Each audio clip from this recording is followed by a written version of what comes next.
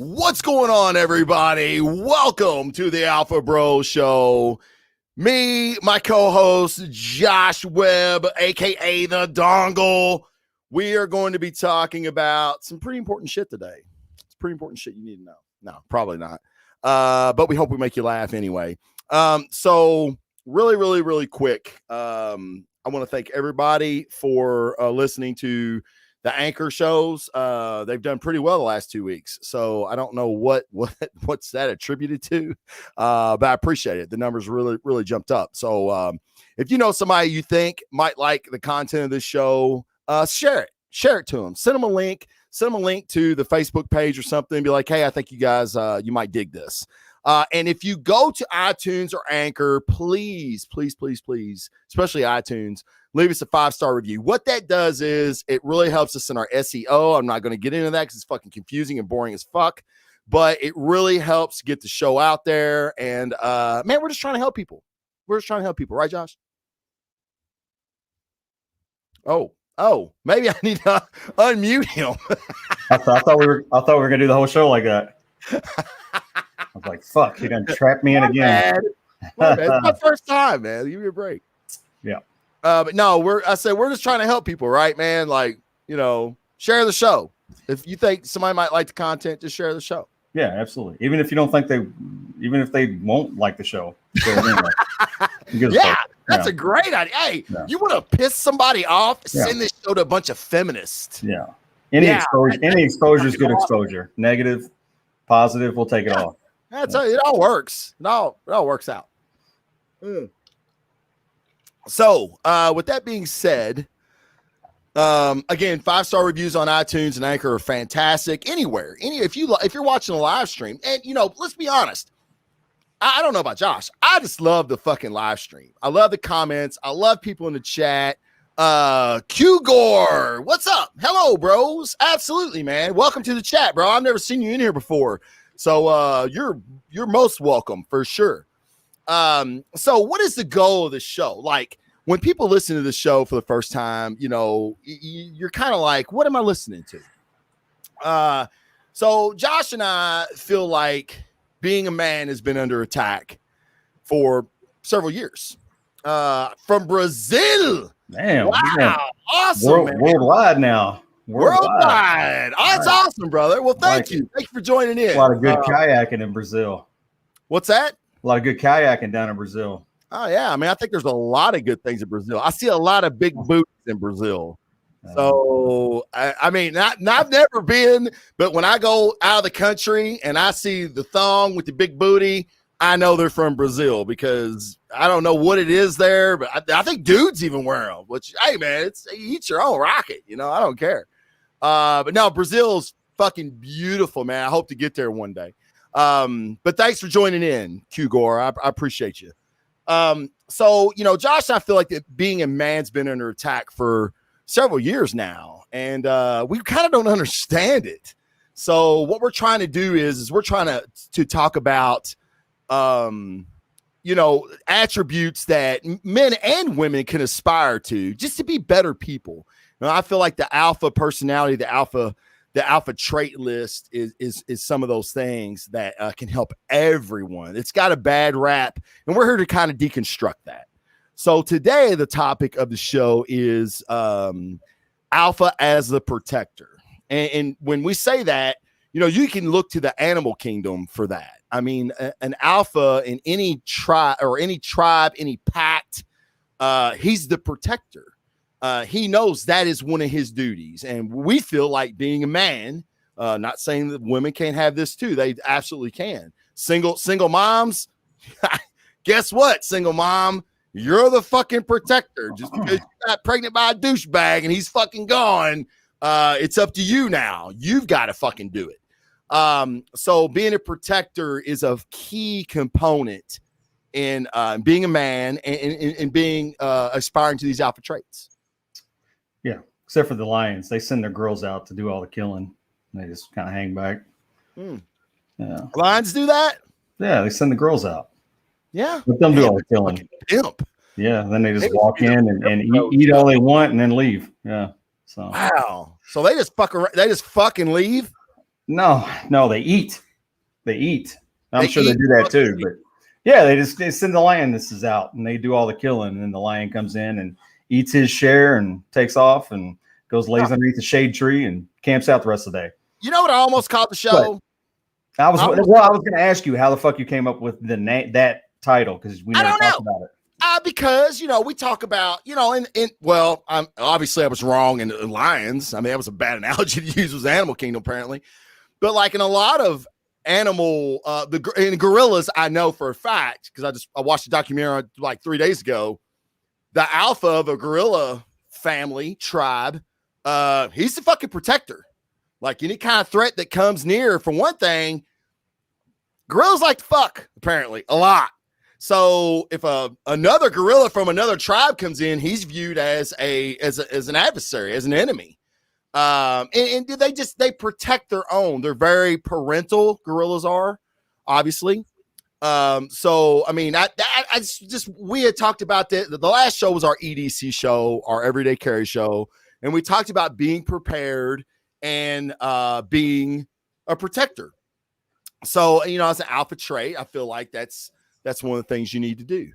But I almost called it the sheepdog episode because sheepdog's a big, kind of like a big term right now as far as like mindset goes. You have that sheepdog mentality. In a sheepdog, his goal is to protect his flock. Okay, so whether that be your family, that be your kids, your girlfriend, your wife, your neighborhood, whatever kind of community you reside in, you have taken on this mantle as a sheepdog and to be a protector. Yeah. With that big ass, Jason says, with that big ass bushy thing seeing your face, do you not think of the wolf? I probably should have, Jason. A sheepdog. Sheepdog. I got the sheepdog on my face. Yeah, the cool thing about the sheepdog, though, he's just as dangerous as the wolf. I mean, that's what's kind of cool about the whole the whole concept. One adversary. Yeah, he has all of the same tools. He has all the same aggression, but he reserves that for when it's needed, which is what we're talking about. Making a decision to protect our resources, the things that we love, ourselves. Those that may happen to be around us when things happen. Go down. Right. Yeah. So and we just got schooled on lion stuff here about. I've seen that. Really? Yeah. Sorry, man. I didn't know all that. Yeah. Hey, that's alpha as fuck. So a lion is still alpha as fuck, then apparently, because he's like, oh yeah, you can handle that. You go right ahead. Yeah. Call me something bigger. Kill it. I'm gonna eat it. Then I'm gonna fuck you. Then I'm gonna go sleep.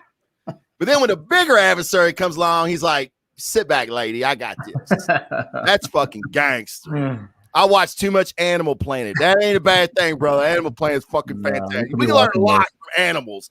Animals would not do the shit humans do. That's the reason I love animals far more than fucking humans. Speaking of which, people that I don't like. So we were talking about in ways to protect ourselves. And apparently, our president, in his infinite wisdom, is going to come out with an executive order tomorrow on gun control. What do you think it's going to be? Well, I hope, this is what I pray it is. I hope he bans AR-14s, since he continuously calls the carbine, the AR-15 rifle type, and AR-14. The motherfucker don't even know what it is, but yet he wants to ban them. And he has before. Oh yeah, he loves playing it. Yeah, I'm the only guy. I'm the only guy that defeated the NRA. Yeah, and as statistics would point out, violence still increased in the 4 months of the AR-14 ban. Maybe they banned the wrong fucking rifle. Maybe that's why everybody. Wait, so you mean when he banned the AR-15 or assault rifles, violence went up during that time frame? 64% nationwide. Like 64 fucking percent in 4 months nationwide during the AR-15 assault ban. Yes. I wonder if that's like the assault weapons account for that, or is it handguns, or what caused that? I wonder. I don't know. You randomly keep echoing. Okay, thank you, Audrey. I don't hear an echo on my end. Okay. No. You know what? It may be I don't know why it'd be my pop filter, but let's try it. Put my condom on. It goes on real easy, as you see. It's somebody asked if you're talking about the assault weapons ban from the 90s. Yeah. The Biden one was 94, I believe. It's his claim to fucking fame. It's the only thing he's done in 49 years. Well, he's been protected by guns for 49 years. Yeah. Oh, for sure. Yeah, I'm sure they didn't ban those weapons from his protection detail. No, he'll hide behind weapons and send weapons to get your weapons, but you can't have weapons. Yeah. Yeah. His thoughts on the whole thing. So, all right. So Josh and I were kind of talking before this, and I do not want to get bogged down in statistics, but I do feel like statistics do play a part in this. So, and granted, you can manipulate statistics however you want to. Okay. Really quick, I'm going to preface this with a story. So I have a good friend that lives in New York, lives in Manhattan, and we were actually on a podcast together. And afterward, he was kind of like taken back by the fact that I was such a gun advocate. And I'm like, I'm not a gun collector or anything, but I believe in the Second Amendment. And he was like, man, I just don't think a lot about it. Guns are illegal here, so it's not a big deal. Literally his words. This is a highly intelligent individual too, by the way. It's just his mind frame. It's just his mindset. Okay. And I'm like, oh my God, what are you talking about? New York has one of the largest murder rates in the fucking world, especially where you fucking live. How do you think when you walk out of your apartment every day, you're not surrounded by guns? And they're by people that you don't want to fucking have them because they're illegal. Criminals don't obey the law. Therefore, they're not going to obey a gun law. So we had a conversation about it. Again, he's an intelligent individual. And he finally said, I never thought about it like that. Because I told him, I said, so you want to infringe upon me, someone you trust, to have a weapon. To either protect me, my family, or you if the situation calls for it. And he's like, well, I never thought about it like that. So, again, don't want to get bogged down in statistics, but just really, really quick. California, which just had a mass shooting, okay? Which when I texted a buddy about it, he was like, this must be an April Fool's joke because guns are illegal there, right? We laughed. Has an A rating from the Giffords Law Center to Prevent Gun Violence. Okay. They give out these ratings to states with strict gun control laws. They have an A. They attribute since the year 2000, they attribute for 17% of mass public shootings that have occurred in California. Okay. Even though the state accounts for only 12% of the nation's population. Texas, meanwhile, has an F gun control rating, but yet has only seen 6.6% of total mass shootings since 2000, below its expected share, given that it holds 8.6% of the national population. On the other hand, controversially, Washington State, with a B rating, God, Washington, get off your ass, why don't you, accounts for 2.2% of the population, but has 8% of mass public shootings since 2000. So my point with all that is gun control, obviously, guys, is not the fucking answer. It's not the answer. There is a root of the problem here. I believe there's a mental health component here that's not being addressed, that's not being looked into. You know, and Josh and I, we've had this conversation. We kind of differ on like what do we think the answer is, you know, and we'll keep it at the gun control level because we can go off on a 1,000 rabbit holes on this, right? But you know, we talked about what we thought, like what are our limits? Like what are your and I's limits to, you know, 2A? What are my limits to 2A? What do you mean? How so? What do you mean? I don't remember talking about this. So, okay, you don't remember talking? All right. Mm-hmm. So like, so a Ranger buddy of mine, we were talking, he sends me shit daily, you know, proposed gun laws, what Congress is trying to do, all this shit. And so I built a rifle myself. Okay. First one I've ever built. I had the upper, which is the upper part. It's got the barrel, handguard, all that shit on it. For those of you who don't know guns, it's fine. And I had it shipped to my house. Like it's shipped to my house. The lower receiver of my rifle, or if I was buying a pistol that is serialized, okay, it has to go to a FFL, a licensed firearm dealer, for me to go pick up. I have to show an ID. They have to do background check, all that stuff.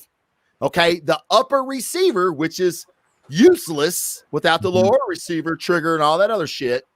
All right. I get it shipped to my house. Sure. There is a bill. There's no serial number on those, right? There's no serial number on my upper. Not at all. No. So I can take that upper off. And that's one of the reasons they do it like this. I can take that upper off of that lower receiver and put it on another weapon. Yeah. Okay.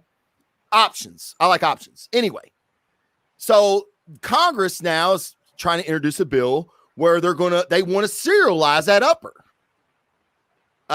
It's a little redundant to me. My lower's already serialized. Like I can't fire the weapon without a lower. Yeah, the action is in the lower. So why? Yeah, now there's so for I can have 100 uppers laying around here and right. no lower, and they're useless. I've got 2 lowers and no uppers. So vice versa. I can take my upper off any of those rifles I have and put them on those lowers. Yeah. It's still, that lower is still serialized to me. Now there is a ghost gun component that we won't get into because it is such a minute fraction of a problem that I don't even want to fucking hear the argument. Like as soon as that becomes an issue, it should be addressed. But right now it is not. But people that want to support their narrative, they're going to fucking go after every nook and cranny, every little pubic hair they can find to make their argument. Okay. So my reaction to that is fine. Let them serialize it. If they want to track all the ammo that I buy each week, I'm good with that. I'm not going to be fucking doing anything wrong. I'm a law-abiding citizen that buys weapons and ammunition for my personal fucking use, my protection. You don't think they can manipulate that at some point further down the road just by knowing what you have? Yes. And I mean, they're already wanting to make law-abiding citizens right now criminals, right? Just by outlawing an AR-15, putting a ban on that, you know, the pistol brace, a million fucking criminals now. The pistol brace is a perfect example of that. That rifle that I built has a pistol brace on it. Pistol braces have been legal since 2008. Mm-hmm. Now, well, that got squashed, but they were going to try to make everything that had a pistol brace on it illegal. Yeah. Well, they're going to go after any component, after anything they're going to throw, they're going to throw shit on the wall and see what sticks. See what sticks. For sure. I mean, and talking about statistics, I think the AR-15 only accounts for like a minute number of murders. I mean, it's handguns. So here, I got a statistic for you. You'll like this. I thought this was very interesting. Gun murders, period, only account for 12. Let's see. Hold on. That's the wrong one. Gun murders, rifle, pistol, gun violent murders only account for, and you're going to love this, 12% of murders across the country. That's from the FBI fucking eye. That is their statistics. I wonder how many of those are in urban inner city environments. For sure. Where there's a drug problem, where there are other socioeconomic problems. So you can get into why gun control laws are fucking racist. You can get into that too. I'm not getting into that. Oh, I'm not getting into that either. But I mean, it's a fucking argument. Like, they're going at, so if you live in one of these inner cities and you have a business and you want to keep a fucking 300 blackout, a fucking shotgun, you know, whatever you want to keep to protect your business because you live in a crime-ridden area, they make it hard for you.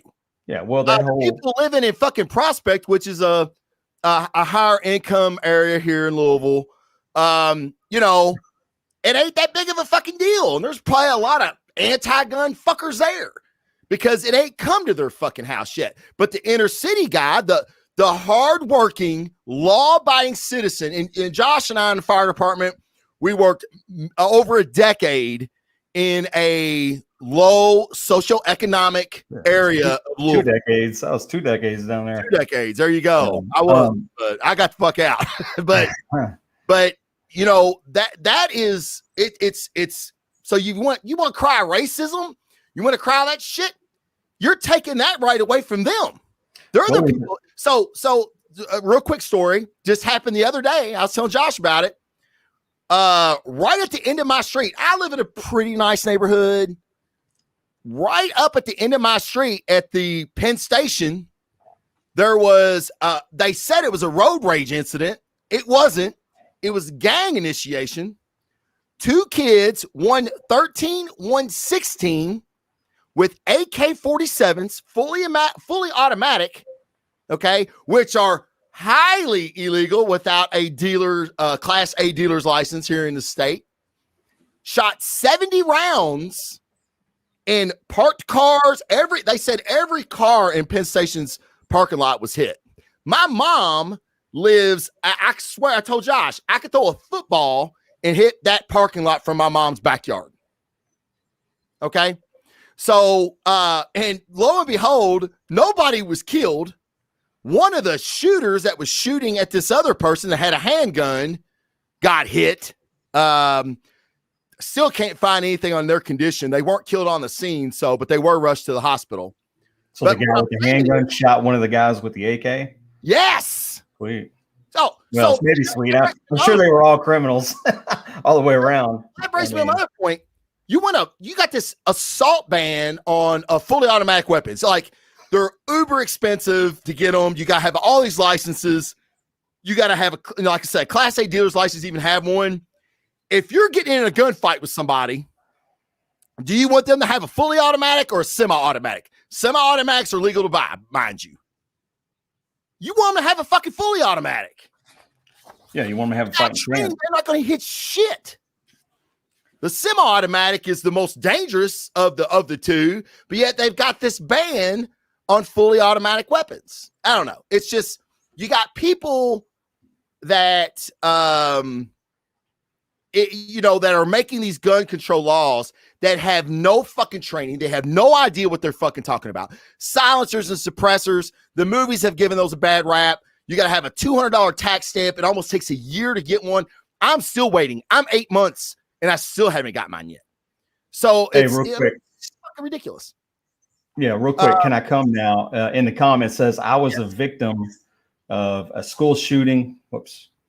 Of a school shooting in my class. Hey, well, hey, can I come now? Has that, I don't know what your thoughts were previous about like gun control and your ability to protect yourself, but what are your thoughts now? And in the meantime, you were talking about, it being racist. There was a case, was it 2010, McDonald versus Chicago, where a guy wanted to have a handgun on his property because he had been robbed like 5 or 6. Otis McDonald, like he had been robbed 5 or 6 times, and there was a ban on handguns. He couldn't have a handgun, so they took it all the way up, and that's where they kind of ruled.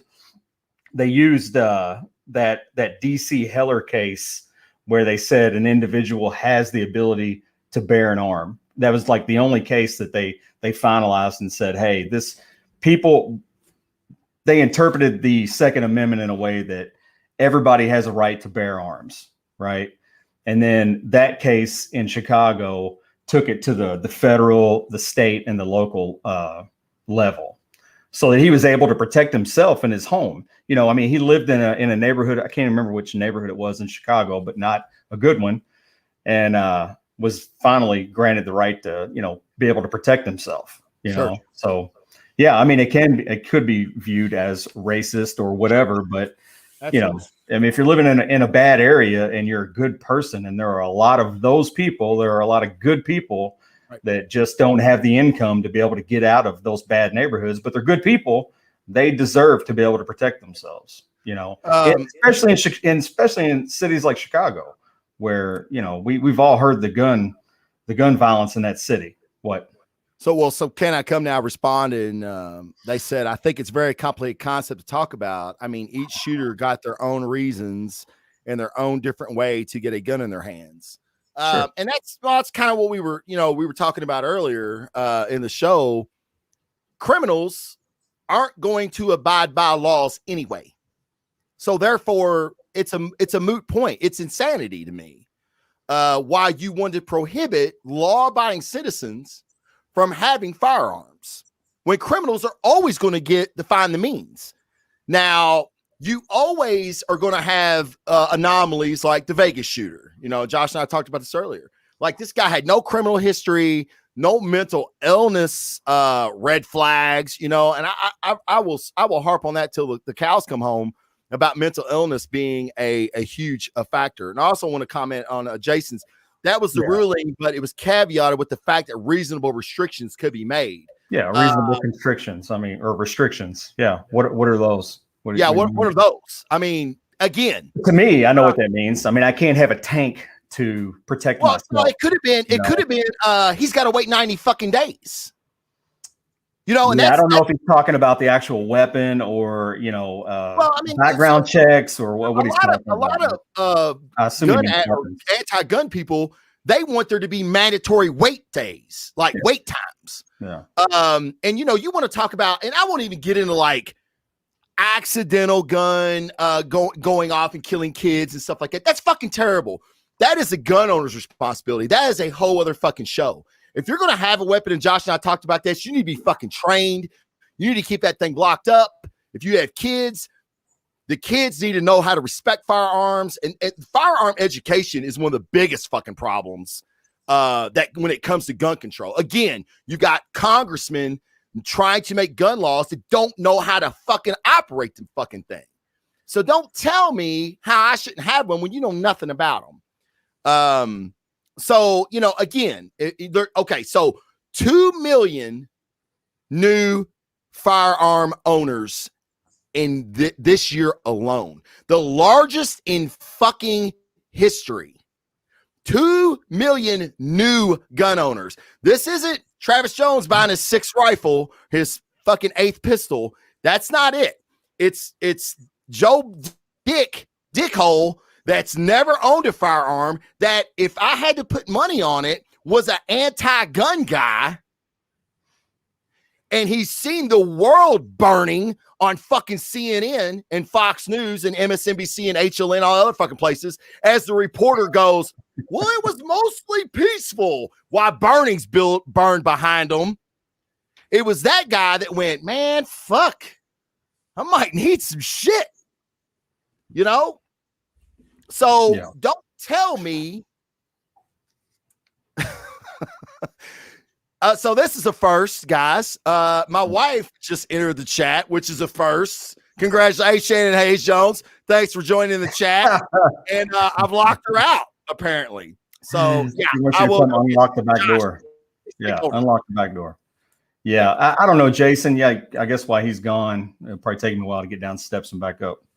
But yeah, I mean, I think about like reasonable protection, you know, what's reasonable and what's unreasonable when it comes to the laws. I mean, obviously I don't need an RPG to protect myself in my house, but an AR-15 is a perfect weapon to protect myself in my house, you know? So as far as the restrictions, when he was talking about the McDonald case in the city of Chicago. I don't know what you mean, if you want to elaborate, or if you already did.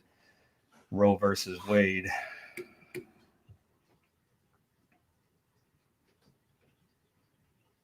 Yeah, but I don't know. I mean, I guess to run through, like, because we were talking about like the different cases that have influenced gun control, and like the first one, the U.S. Miller case. It was, I got it written down here in wait for you. I was kind of running down like some of the cases that have influenced gun control in our country, because I didn't know exactly what Jason was talking about with the restrictions in Chicago or just in the law. But like that have you heard of the U.S. Miller case in 1939 about the guy with the sawed-off shotgun that didn't have a tax stamp? He was crossing state lines. Yeah, so basically they never got an answer to whether or not he had the right to carry that. But that was his fight, was I have a right to have that weapon, and he unfortunately got murdered before that shit. case. Yeah, so Seriously? obviously he needed that shotgun, apparently, but it was all kind of mob related, and he wasn't a good dude to begin with. But right. Well, there's Colin Noir, who is a 2A activist. He's got several stories of domestic violence. Like, so you want to talk about all the other stuff. Domestic violence is a huge thing, and so you have a woman that may not have anyone, and they're in this abusive relationship, and you're going to tell this woman that they have to wait 30 to 60 to 90 days to be able to defend themselves. And Josh and I have been on these domestic violence runs. It's they're complicated, and well, we can't actually arrest this guy. We didn't see him do anything. This is his legal address.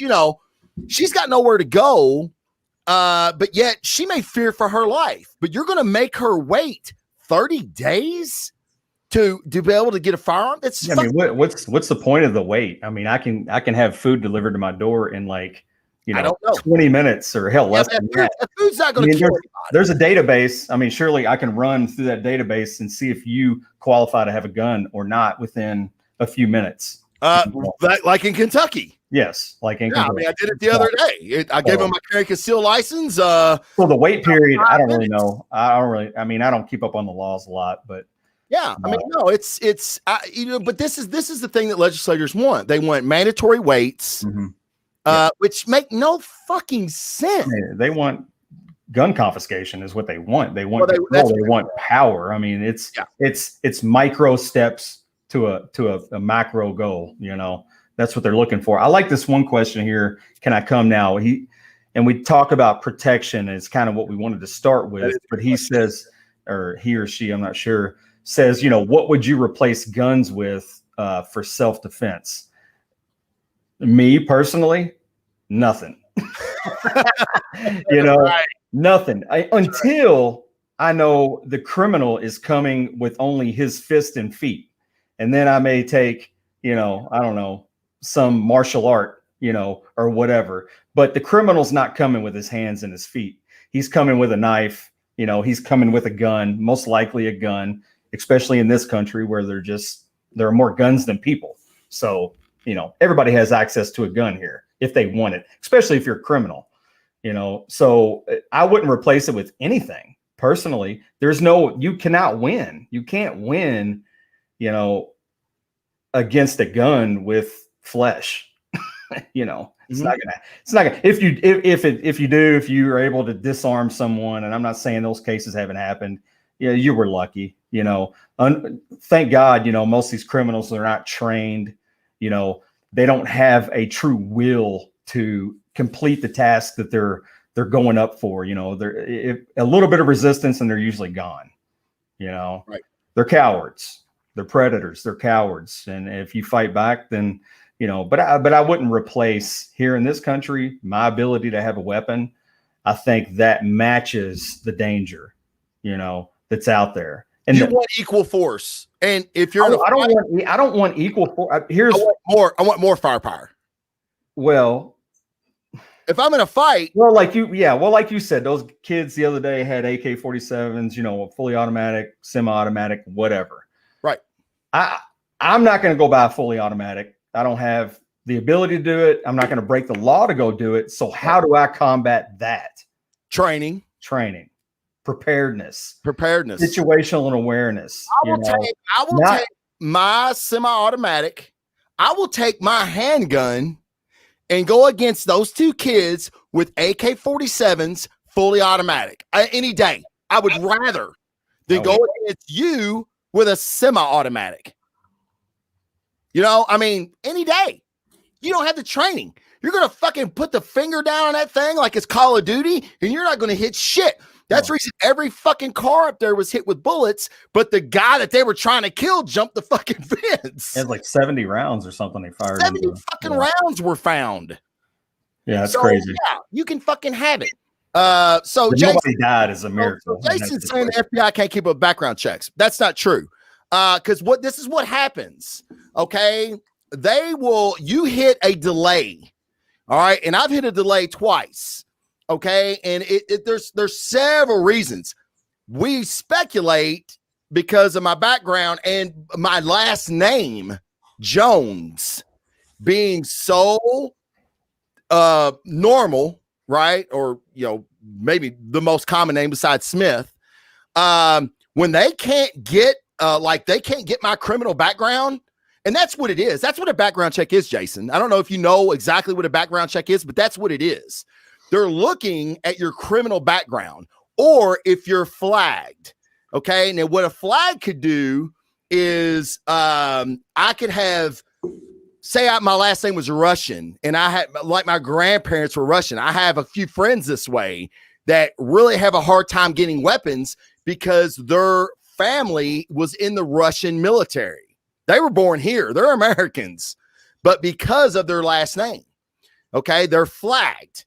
Okay, now the flags are easy to find. We have actually he was a firefighter. He works for the FBI now. I've talked to him about this because I asked him when I got hit and I hit the delay. I was like, "Hey man, you know, am I gonna be able to get this?" He was like, "Oh, that does nothing. That's you, dude. You Jones. You're Jones. You know, you work for government, so there's another background that it has to go through. It's not a big deal." And I ended up getting it 2 weeks later. So I got put on a wait because I got hit with a delay. Okay, just because my last name was Jones. You see what I'm saying? But that's okay.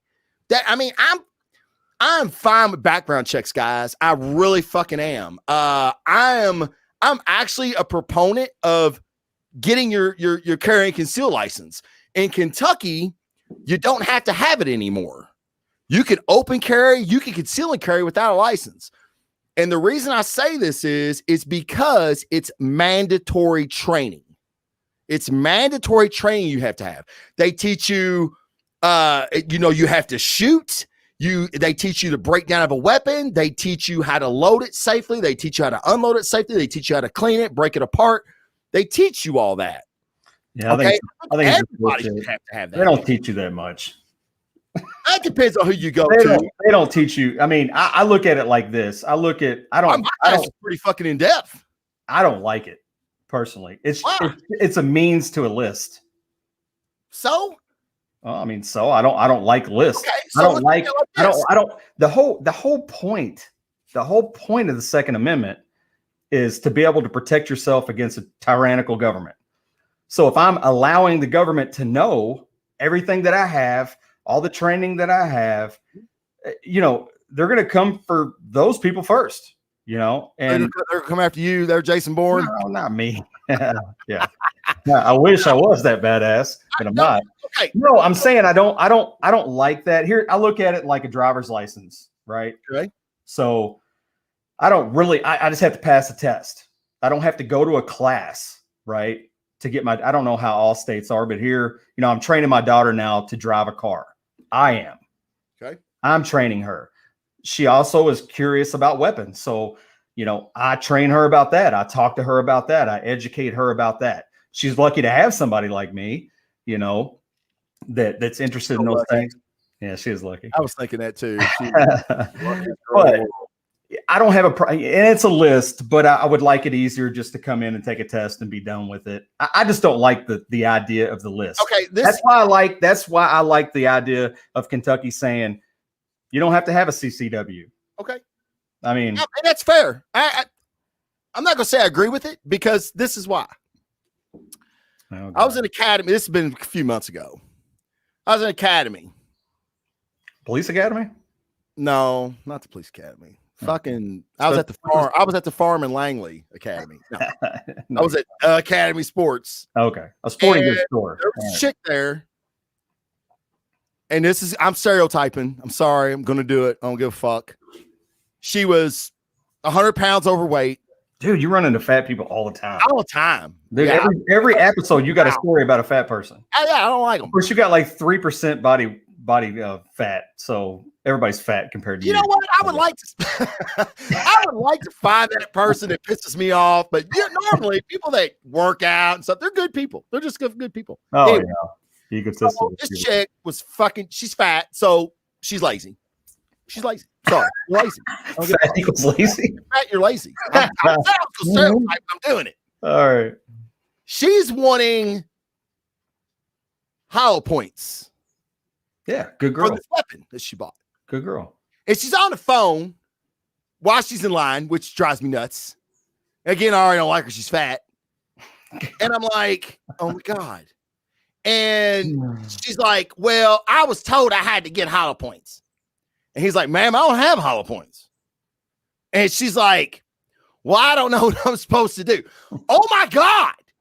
He's got 9 mil full metal jackets right there. You fucking buy those. And he's like, I've got full metal jackets right here. And she's like, yeah, but I was supposed to get them hollow points. And I said, ma'am, excuse Does she really sound like that? I'm being nice. I'm being real nice right now. I'm going to call her fat and everything else. Now I'm still being fucking nice. I hope she's listening. And I hope she is too, because I'm fucking about to call her out now. And I said, ma'am, I don't know why you're so hell-bent on hollow points. I was like, you put enough of those full metal jackets in anything and it goes down.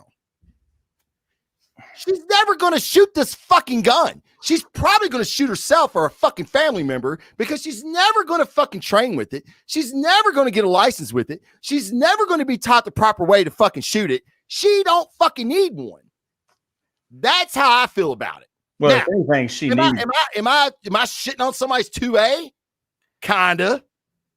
No, but I agree. She needs hollow points. She needs something that has less penetration. She don't fucking need hollow You need points. something that won't go through 3 or 4 walls and hit somebody else. A You full know what I metal mean? jacket's gonna go further than a hollow point is. What's that? A full metal jacket's gonna go through a wall.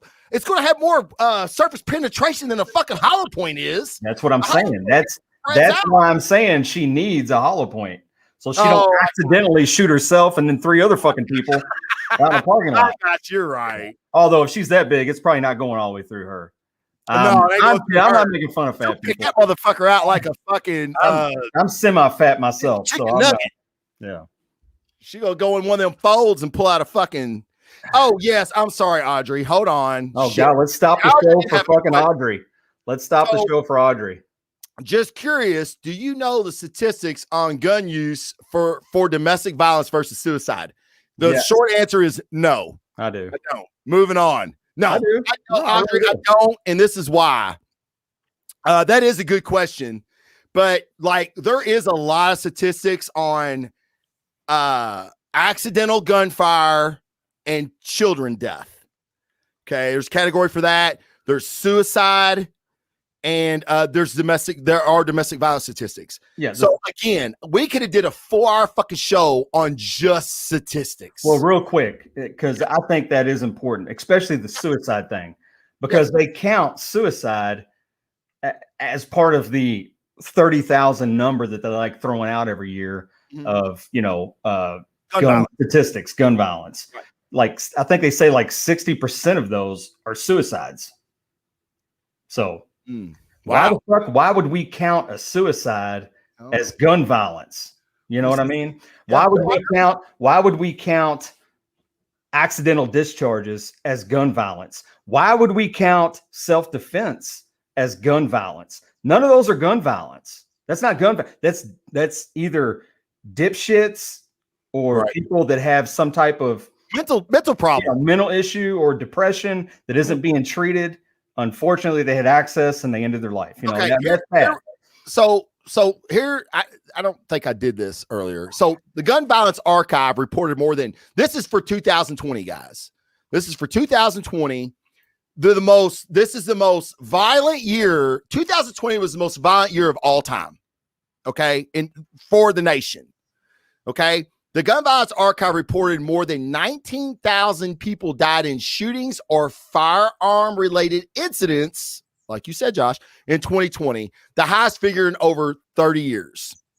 New Orleans crime analyst Jeff Asher, who took a closer look at the number of murders, not suicides, murders. In 57 major American cities, he found the number of offenses grew in 51 of those cities. He only focused on agencies where the data were available. Most of them had figures through November or December of 2020. Growth in violent crime varied by city, with Seattle seeing a 74% spike in homicides between 19 and 20. While Chicago, Boston saw their offenses grow 55% and 54% respectively. Elsewhere, Washington, D.C. and Vegas saw growth in murder offenses, I'll bet at a slower pace of less than 20%. This is what I love because I like fucking with New York. New York's homicide count went up nearly 40%, with Mayor Bill de Blasio saying that the figures should worry all New Yorkers and it has to stop. He attributed the situation in part to the coronavirus and the fact that people are cooped up. Adding that it's certainly related to the fact that the criminal justice system is on pause and is causing a lot of problems. The rise in homicide has not been confined to cities, as Asher said, that the problem is also increasingly rural. He told NPR that the numbers for 2020 are by no means final and that the official end of the statistics will tell him a starkly grim story. He also said the U.S. is on course for one of the largest rise in murder counts ever in history. So Seattle, 74%, New Orleans, 61%, Atlanta, 57%, Chicago, 55%, Boston, 54%, Portland, defund the fucking police, right? 51%, Houston, 42%, Texas, New York, 39%, San Francisco, where guns are illegal, 32%, Los Angeles, illegal, 30%, Washington, D.C., got a B rating, 19%, Vegas, 14%. All in 2020, just in 2020. Yeah, you can just generally know that gun violence went up across the country in the last year. I mean, we've seen it. I mean, in our own city, we've broke records in our own city, the last couple of years and on track to break another one this year. We are, So Q Gore says a person doesn't need a gun to commit suicide. There are shitload of ways for suicide to kill people, but some people just want to go after guns. You're exactly right. The first run, no, not the first. No, it is the very first run. Okay. Well, my point with that though is we shouldn't count those as gun violence. Right. Yeah, you can kill your fucking self any way you want. I mean, if you banned all guns tomorrow, melted them all down, you're still going to have fucking suicide. Yeah. I think that's his point. And my point too is one of the first runs I ever made on the fire department as a new boy. I remember. It was a 12-year-old kid hung himself with a shoestring off his doorknob. Off his fucking doorknob.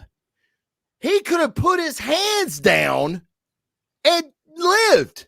Yeah, he wanted to die. That's what suicide is. Kill yourself. Suicide, they want to die. I mean, they want to die. So a gun is just a means to an end, like anything. Yeah, I don't think the availability of a gun is going to prevent suicide. It's not. I mean, I don't think, because they'll find another way, like you just said. Yeah. So I don't know. I just don't like that they use that number to count to add two numbers of gun violence, because that's not gun violence. That's suicide. Right. That's my point. And I like that too, how there's gun violence. Like that. So violence is violence, right? I mean, do you not agree? Yeah, violence is violence, sure. Yeah, I mean, well, but it goes both ways. Good people can do violence. Well, what I mean is like they want to, and I've done it tonight. You know, we got all these statistics, okay, all these like gun violence statistics. I just, it's, to me, it's, I mean, what's the definition of insanity? Repeating the same process and getting the same result, but you keep doing the same thing over, but you know what the end game is, because you keep fucking doing it. It's fucking insanity. We keep doing that with this fucking gun control shit. I just don't understand it. And now this fucking dipshit is going to make an executive order. Now, again, hate Donald Trump, support Donald Trump. I don't give a shit. I liked his policies. I thought he was an asshole, but I liked his policies. You know, when he made executive orders, he was a dictator. Biden called him a dictator. Biden's going to make an executive order on gun control. You know why? Because we've had these mass shootings for the last 3 weeks. But now he's going to make an executive order. So he's going to be a fucking dictator, but it's okay. It's, guys, if you've not been fucking paying attention, the last year hasn't taught you fucking anything. You need to fucking wake up. It's all about fucking control. Yeah, they want to keep you disarmed. They want to keep you fat. They want to keep you fucking lazy. They want to keep you fucking dependent on them, because when we don't need them, they're worthless to us. It's what it's all about. Do you think they got your fucking best interest at heart? Do you really think there's a fucking senator up there, and I'm talking Republican or Democrat, Mitch McConnell? Man, I can't stand that motherfucker. You know, but if we didn't have him, Pelosi would fucking run amok. So he's the fucking devil I know. But do I think Mitch McConnell has my fucking best interest at heart? I know he fucking don't. He's a career politician, man. That's how he fucking gets reelected. It's what it's all about. Guys, you've got to fucking take ownership for yourself. We are getting on the 2A subject, okay? But yeah, this is why Josh and I are talking about this. To protect yourself, to be self-reliant. Cops are reactionary. I'm a fucking, blue line all the fucking way. I back the blue. You bet your fucking ass I do. There's a shit ton of fucking good men that go in every day to fucking protect and serve your ass. Yeah, but they don't, I guess in a roundabout, okay, we're firemen, so we prevent fires through fire prevention, right? Cops can prevent crime through certain avenues, but by and far they investigate crimes, you know? So what does that mean? If they're investigating crimes the majority of their time, it already happened, you know? Right. So who was ultimately responsible for the protection of themselves? You know, it was you. You were the front line, not the police officer. He's just going to investigate what fucking happened to you. If you got raped, if you got shot, they're going to investigate that shit. They didn't prevent it from happening. In fact, I mean, politicians are letting these people out that commit crimes and rape and everything else. They're letting them in our country. Yeah, I mean, yeah, in our country, and they're letting them out of prison. I mean, especially during COVID. Sure. We saw the release of tons of, you know. If masks were so effective, why they didn't make all the fucking just wear your mask? I'm not even getting masks are effective. Masks will protect you from fucking evil spirits. Yeah. Why aren't they wearing masks in pit? No, we got to let them out. I think Larry Likes made a good point. If you're fat, you're probably slow, and you need a gun. Right. So, yeah, I would implore all fat people to buy guns. And since America is full of fat people, myself included, fattest country in the world, let's all go buy a gun. That's right. All of us. Yeah. That's a good point. I think the NRA should jump on that. If you're fat, you're slow, buy a gun. That's a perfect slogan. Yeah, perfect. Yeah, it goes back to the earlier question. What would you replace, a gun with? Yeah, would you replace speed? No, fuck no. I'd stay fat and I'd buy a gun. I can't be faster than a bullet. If I could be faster than a bullet, if I could be Superman, yeah, I'll replace that. Can I get the super soldier serum and carry my Captain America shield on my back all day? Fuck yeah. I'll be turning my guns tomorrow for that. Yeah. But I mean, this is all a power grab. This is not about protecting you. This is not about caring for your family, or like Kamala said, there are babies being slaughtered. They're not babies being slaughtered. I've made runs on children that were unfortunately shot in a crossfire. That sucks. Yeah. But it didn't happen in all the time. That's not the sales pitch to take guns away from law-abiding citizens that want to protect themselves from their own children getting shot, or abducted or raped or what. Damn, who else is fat in here? What are you talking about? Oh, I'm 300 pounds and have a Smith & Wesson. He's got a round as big as he is. Yeah, no shit. I hear you, dog. Get it. Yeah, but it's a power grab. It isn't about your protection. It's about. Here's the thing. Okay, well, you look at World War II. So they were before Pearl Harbor. They were kind of talking about invading California, the mainland of the United States, and I think I might be getting his name wrong. Admiral Yokomoto or some shit like that was. Yamamoto? Yeah. It's a fair guess. He said that no, you can't invade the mainland of the United States, and quote, because he said there would be a rifle behind every blade of grass. So we've already fought tyranny without firing a shot. Sure. Just by being America, just like the Spartans averted a lot of war by being a warrior culture. That's right. So no one wanted to fuck with them. Yeah. I mean, nobody. Yeah. You don't want to go fuck with the baddest guy in your block. If you want to build your reputation, you're going to start with that chump, work your way up. But yeah, you don't go picking a fight with somebody you're going to lose. And while that hopefully ended the idea of Japan, and they went it the cowardly way and went after, bombing Pearl Harbor, unfortunately. But they got what was coming to them, That's right. But yeah, it's we've already prevented tyranny in this country, and that was from an outside entity, not our own government, and yeah, but we have guns to prevent that. I mean, here's the thing. I trust the people that lived under tyranny, that wrote the Constitution, that wrote the Declaration of Independence, that wrote the amendments, the first 10 amendments, which happened to be the Bill of Rights to the Constitution, and the second one being the right to bear arms. Right. I know there's some confusing language in there about the militia and all of that, but the key words in there are able-bodied men.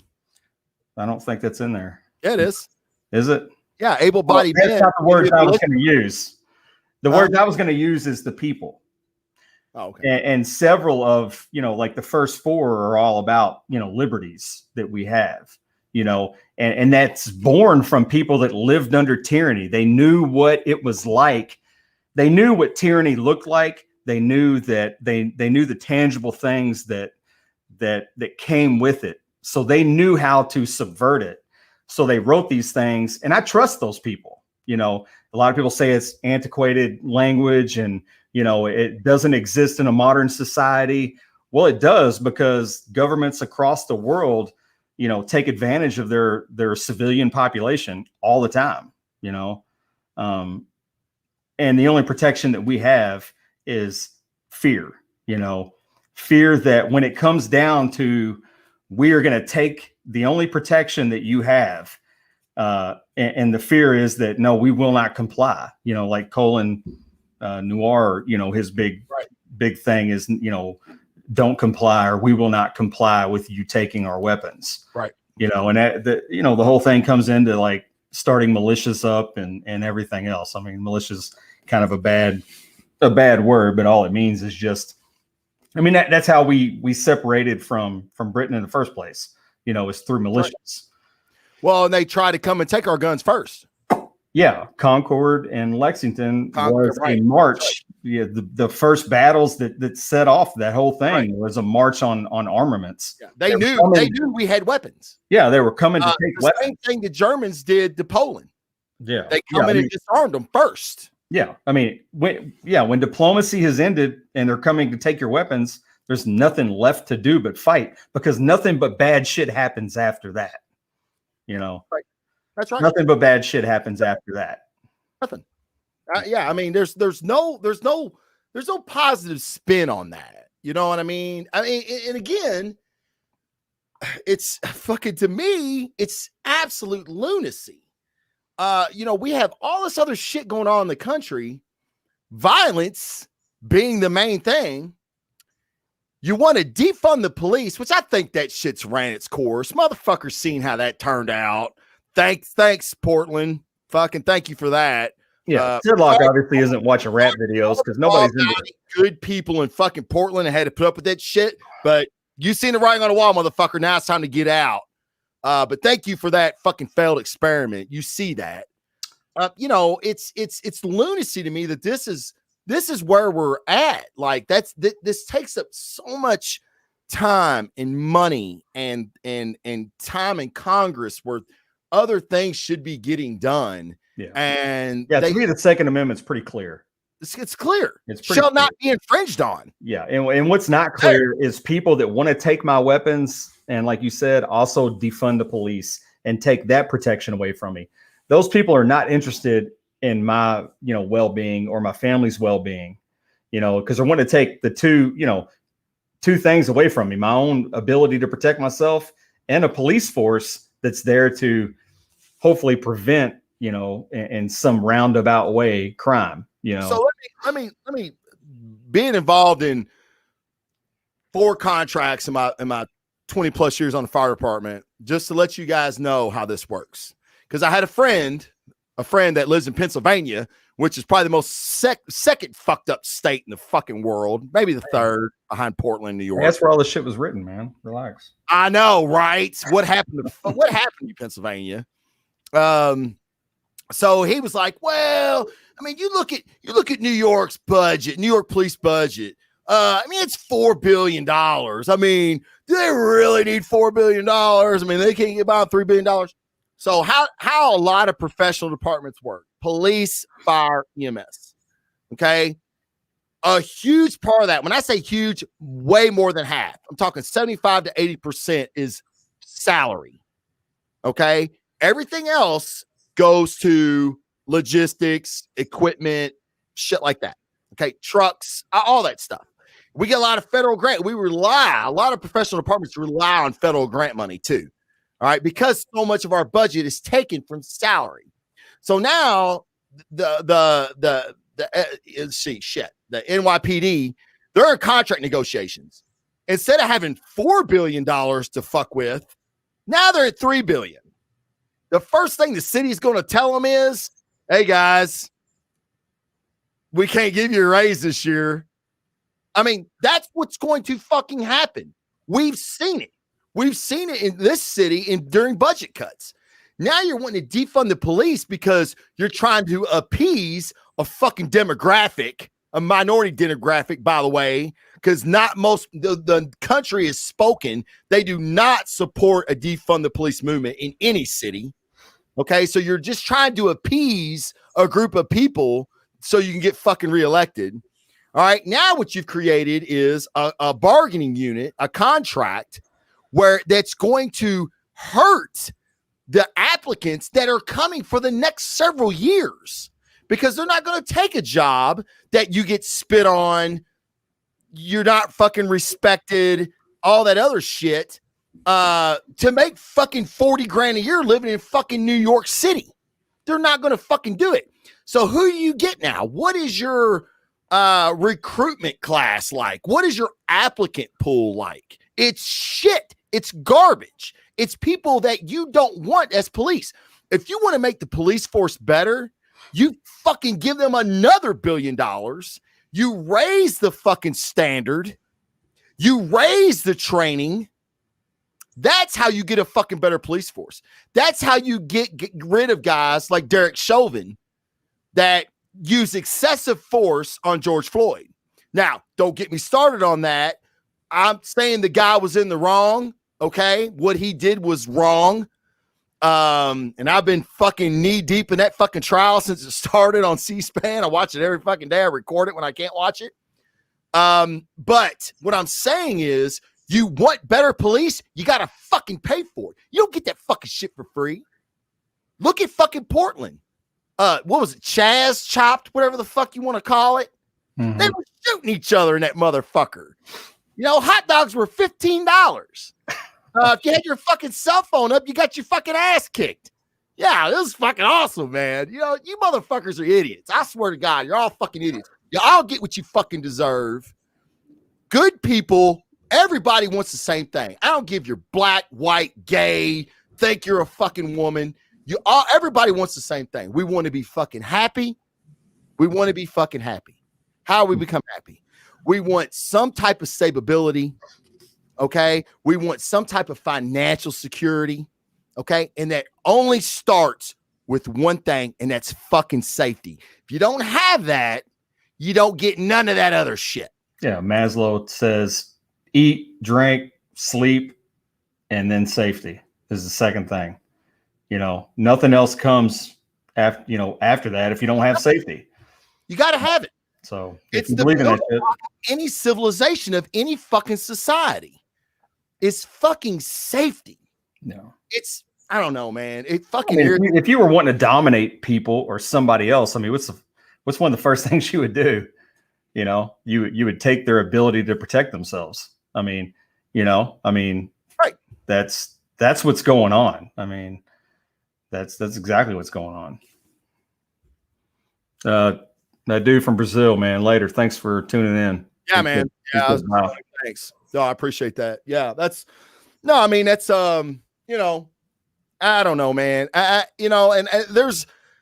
This is a broad issue, and it's complicated and it's complex. I know we just hit high points, and there's a lot of nuance to this. Like I said, there's the mental health, there's the domestic violence, there's the suicide. There's a lot of stuff that goes in with this. There's training, which I think is hugely overlooked. There should be a class in school to teach kids how to respect firearms. Maybe you wouldn't have accidental fucking discharges and kids killing themselves because they got in their dad's fucking weapon that should have been locked away. You know what I mean? Mm-hmm. Well, but that's if you have a gun in your home, you have that fucking responsibility. Mm-hmm. You know, I don't rely on other people. You know, I don't rely on the fire department to train me. You know, well, let me ask you this: so you've got fucking 1,000 kids. They got 1,000 friends. Yeah, you got other kids in your home that you don't know what kind of training they've had. They probably had none. Mm-hmm. So, what I'm saying is that, yes, as a parent, as a gun owner, you have a responsibility to teach your child that's the same respect you have for your weapons. Yeah. But, you still have to. I have a nephew. We don't have kids. Me and my wife don't have kids. Well, my nephew I know is coming over. The first thing I do, the weapon that stays on my nightstand, it's disassembled. Well, I mean, here's my thoughts on that. If you're a parent that don't train your kid on weapons, you're not welcome at my house. Okay. So your kid's not welcome here. Yeah. So you make all your friends' kids have like CCWs when they come. Yeah. I make them show all their ID, all the shit that I don't believe in. You got your carry conceal. You got your okay. Come on in. Get the fuck out of here, kid. Yeah, I know what you're getting at. You're just saying, some kind of national thing where everybody's trained on the safety, especially since there are more firearms than there are people in our country. Yeah. Everybody should know how to safely operate a weapon. But let's shift gears. We've talked a lot. We didn't even really intend on talking this much about the Second Amendment because, what our channel's about and what we're talking about is being responsible for yourself, being self-reliant, being the kind of man or person, girl, whatever, that takes responsibility for themselves and those around us. Right. Right. So let's shift gears to that. Like, say a person, has now made a decision that I want to buy a firearm. I want to be able to protect myself, my family. I want to be able to protect my country if need be from either domestic or foreign, elements. Yeah. So what's next? Like when you adopt that kind of mentality, you go out and buy a gun. Does it end there? Now, because we've seen a lot of new gun owners. And I think that a lot of people have just went out and bought a gun, threw it in their purse. And most people have probably bought a pistol, which is one of probably the most complex weapon that you need to train on to be able to operate. Less, I think, than an AR-15. I mean, it's harder to control and manipulate. You know, you're probably more often going to miss with a pistol than you are an AR-15. And I think majority of people have gone out and bought pistols. So what would be the next step for people that may be listening or comes across this channel? I've bought a gun. Now what? What is my responsibilities as the channel's called, an alpha male or just a human being that is taking on that task? It's training. It's training. Training. Okay. So how do I do that? Yeah. There's a lot of stuff on YouTube you can watch. Mm-hmm. And I'm going to say that as a last resort. But what you can do is you can go any of your gun stores, a lot of those gun ranges, especially, they are going to specialize in a handgun, beginner's handgun course, gunfighter handgun course. I recently bought Travis Kennedy with Kennedy Defense Systems, his online handgun course. I mean, it goes from everything from drills to disassembly to drawing from a holster, from carry and conceal. I mean, it's very in-depth. Now, again, I still think a lot of new gun owners should go have a course. Again, I harped on this earlier. You're carry and conceal. I went to a very, I'm not going to say intense carry and conceal class, but it was a very eye-opening. And this is, let me caveat that because this is the most important. If you're a new gun owner, this is the first thing you should do. Before you take a class, which a good class is going to hit on this a lot, you should know your fucking state's law. Know your state gun laws, because that is gonna get you out of fucking trouble. Know your gun laws. And Josh and I were talking about this earlier, you know, scenarios. A guy walks up to you at a gas station, he brandishes his gun. What do? Oh, I put 2 in him, dog. Fucking blow his ass away. Cool. You can do that. You're going to go to jail because CCTV is going to show you murked this dude. And did he say he was going to kill you? Did he tell you what he wanted? Did he want your wallet? Did he want your truck? Give it to him. Here's my wallet. Here's my truck. Take it. Yeah. You know what I mean? I don't want to fucking die over it. Here. And if he's already brandished his weapon on you, you're already behind the 8 ball. Give it to him. You've lost. You know, so know your laws. Know your laws and then train. Know your laws, then train. That would be my Maslow, the big bearded bastards hierarchy of training. That would be what I would suggest. Yeah. Me personally, that's important. To me, it's not the first thing. You go out before you even go out and buy that gun, before you pick that thing up in the store to observe it, to look at it, you need to know like what the universal gun rules are. You know, I mean, you know, you're not going to you treat every gun as if it's loaded. You don't point the weapon at nobody, at anything that you don't intend to destroy. You know, you keep your finger off the trigger. You're aware of everything that is beyond your target, around your target. You know, those are important. I mean, to me, before you even go to the store, you need to look that shit up and figure out what, because you don't want to go to the store and pick up the gun and waving it around and pointing it at the guy trying to sell it to you.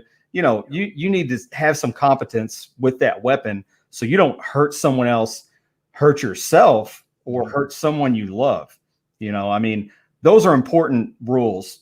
You know, you just keep your finger off the trigger. Yeah, but training is going to teach you all that. So, I mean, what do you? Yeah, I think that's before laws.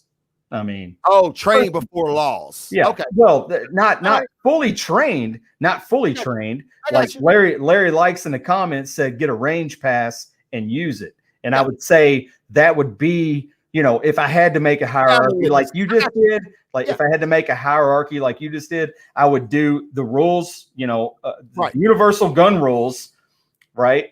I would know my laws. I would get a CCW or not, depending on your state and how you feel about that.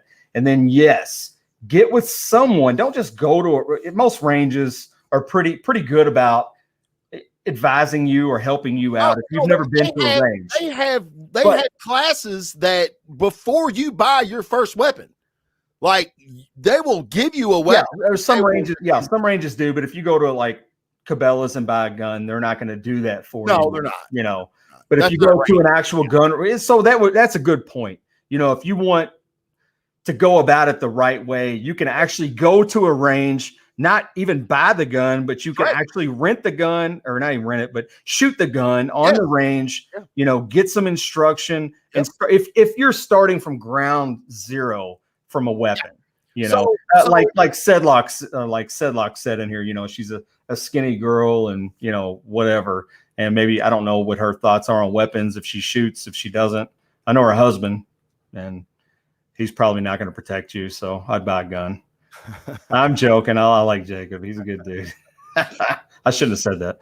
But anyways, yeah. So go that route, you know the universal gun rules, go train with a gun. You know, not everybody can do like the things that you've said, though. Not everybody can go buy a program, watch it online. Right. No, but everybody can go on YouTube and watch free videos, and there's a ton of information. We have a whole generation of people that have come back from combat, you know, for the last 10, 15 years that are just handing out information for free, you know, so you can absorb that stuff, you know, and then yes, Larry, go to a range, shoot your gun, learn the basics, the operations of your weapon. And then beyond that, you know, you start talking about things like stress inoculation, you know, being able to manipulate your weapon under stress, under time constraints. You know, if I was way down the line for a lot of people. Well, I know, but we were building a hierarchy of things. True. All right. So if we're building a hierarchy of things, that's the path. If somebody's just beginning, that's the path that you need to take, you know, and in and around that, you need to educate the people that you're around with your weapon. If you have a family, you need to educate your kids. You need to educate your spouse, you know, about this weapon and what it means and the lethality of it, you know, for themselves and for other people. That's kind of how I've thought about it and how I've gone about it. I know most people are hands-on. Like I can watch 1,000 YouTube videos, but until I get it in my hand, and I still say go to a range, take a class. Don't even buy the weapon first. Go find something that fits your hand. That's the most important thing, is feel. Some women have trouble racking slides. Maybe 9 mils not good for you. Maybe you need a revolver type weapon that you can keep in your purse. A good gun range they're gonna have those classes. A lot of them are cheap. They're like $25. Then once you take that training, then get on YouTube. Then look at all the, you know, Fieldcraft Survival, Kennedy Defense, Sheepdog Defense, all that stuff. It's fantastic stuff. I get drills off of those sites all the time, but I'm doing it, and I dry fire. I do shit every day. There's not a day that since I've retired that I go by that I'm not doing something with my rifle, with my pistol. I'm dry firing. I'm going to the range. We shot all day on Sunday, on Easter. You know, me and some guys went to Borden, Indiana, and shot all day. I mean, that's if you're doing a hierarchy, and then then you get a shot timer to increase that stress on you. I mean, all those things you'll find out as you train, and if you're getting professional training on YouTube, for that matter, you're gonna get all that stuff. But this is the kind of stuff that you need to do if you want to protect people. Yeah, and you don't have to be out shooting to learn, you know, weapon manipulation. You can do that in your house through dry firing, and you'll learn it. If you're out seeking the information, you'll come across these things, you know, and you'll practice in your home. We talked a little bit about this in the last episode on EDC. One of the first things I do every morning is I have 2 cups of coffee. You're a nerd. Because I have 2 cups of coffee? No, because I know where you're going after that. I grab my dry fire mag. I clear my house. Nerd. And what you were talking about with not pointing it at anything you want to hurt, I got animals. I don't know what rooms they're in. And when I go into a room, And, of course, I'm clearing closets, clearing hallways, cut spaces. And I see Dahlia. I see Leia or I see Echo. I'm like, shit, those are it's civilians. Those are bystanders. You know what I mean? Mm-hmm. And again, you don't ever want to point your weapon at something that you don't want to fucking destroy. Well, here's a scenario. Say a guy's broke in your house and he's holding Dahlia up, covering himself, but he's got or your wife, I shouldn't say her name, got your wife and his other arm around her with a knife. Would you? Okay, so what would you shoot through Dahlia to end that? Huh? So there's an intruder in my home. Mm-hmm. Leia's in the right arm, Shannon's in the left arm, right? Oh, what'd I say, Dahlia? Oh, you said Dahlia. Dahlia's been dead over a year, but that's my bad, dude. That's I didn't mean to bring that up. Dude, I did it just now. Me and Shannon did all that. Anyway, yeah. Would you take the life of your pet to save your wife if you had to? No. You wouldn't even let her in the back door earlier in this episode. All I want to know is did I pause before I answered that question? And the answer is no, I did not. That's taking the shot. I'm sorry, Shannon. Yeah, so another thing is, how many feet am I away? Am I within 10 feet? If I'm within 10 feet, I feel good about it. No matter where I'm shooting at. If I'm 10 feet, I'm fucking smoking you. Yeah, but be careful. Don't, the training's the most important thing. I mean, it really is important. It really is. But also important as well. But you train. I mean, guys. So, okay. So again, getting back to the theme of our show, being alpha male, that is one of the most important things. Like, so again, I've said this before. You're not going to watch 10 episodes of the Alpha Bro show and get a fucking certificate. This is Josh and I, we are on the path just like you are. If you're watching the show, I assume you agree, and I assume you're trying to better yourself and you're trying to aspire to these traits to become a fucking better person, a better human, a better man. Okay. Right. So we're all in the tunnel. All right. And hopefully, there's no graduation day to where, hey, I'm alpha. Yeah. You just have to, this is the process. It's not about when you get there, it's the journey to get there. That's kind of what this is, right? So when we say we want you to be a protector, this is what we're talking about. All right. Like training, preparedness, self-reliance. Cops are fucking fantastic, but they're reactionary. We're all responsible for our own safety to a certain degree. Okay. I mean, you can disagree with that if you want. I would agree with you, but we would both be wrong. So I'm not. So, I mean, I see Jason's got a fucking. Oh, I know. Here, I was going to ask you, do you know the quote? This is a movie quote. I'll read it. It's from Jason. Then I saw little Tiffany. I'm thinking, 8-year-old white girl, middle of the ghetto, bunch of monsters. This time of night with quantum physics books, she's about to start some shit. Men in Black. That's right. Will Smith, Men in Black. I knew it too. I knew exactly what it was. Yeah. So he blew that girl away. You know what? That's important because something we didn't talk about was situational awareness and being able to, and that comes with your training. And you can practice that shit anywhere. You can practice that shit, buying your groceries, at the store, just being aware, get out of your phone. Well, I mean, like I was telling you the other day, getting my license, I don't even know if I want to get into that, but anyway, I was getting my license and I'm looking around the line. I'm waiting an hour and a half, just quick story, waiting an hour and a half to get my license. By the end of the time I got my license, this girl walks up. She's kind of, walking around. I could tell she's up to something. Everybody else is on their phone or they got earphones in, and I'm, keeping aware of my environment because I'm around people I don't know. Trained. Yeah, I'm a nerd. Alpha Bro. Yeah. So I'm looking around. Well, she cuts line about I'm midway now, about, half an hour, 45 minutes into this line. She cuts line to the person that's in front of me, which happens to be an old man. you know. So she knew she targeted this old man. She knew he probably wasn't going to say anything. So she stepped in front of him, didn't think anybody else would probably notice. I noticed it, you know, and I'm like, what the fuck, man? Like, you know, I need to say something. I need to say, like, what would an alpha male say? You know, like you said, you should say something. Hey, lady, there's a fucking line. Get to the back of the line. People exist because good men do nothing. Yeah. Okay. Yeah. Well, you have to pick your battles, right? So this has bothered me for like 2 fucking days now because I didn't say anything to her.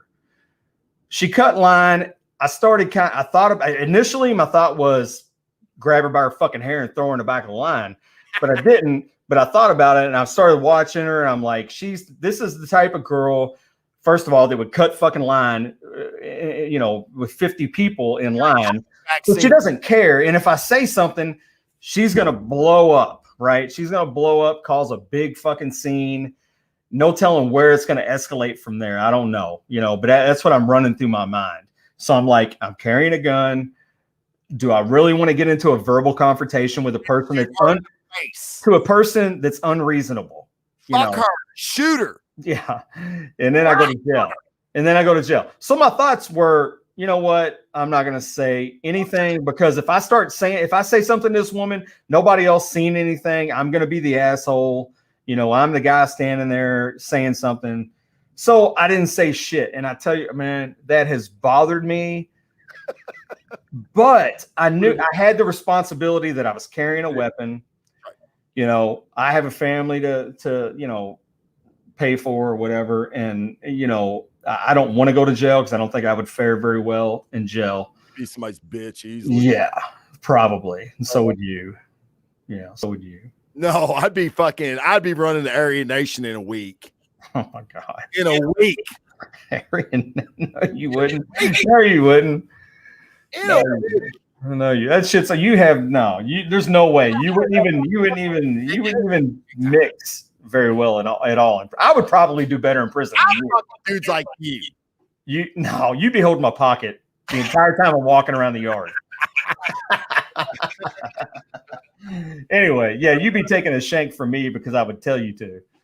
Anyway, yeah. So I addressed my environment. I looked around. What should I do? And this is something, if you take that responsibility on of carrying a weapon, for sure, you can't just get involved in everything. You really can't. You have to, like, things that I would have gotten involved in when I was 25, 35 even. Now that I'm 45, I'm not going to get involved in those things because it's not worth it. If somebody was being injured or there was some kind of dire, you know, emergency, then yeah, I would probably step in.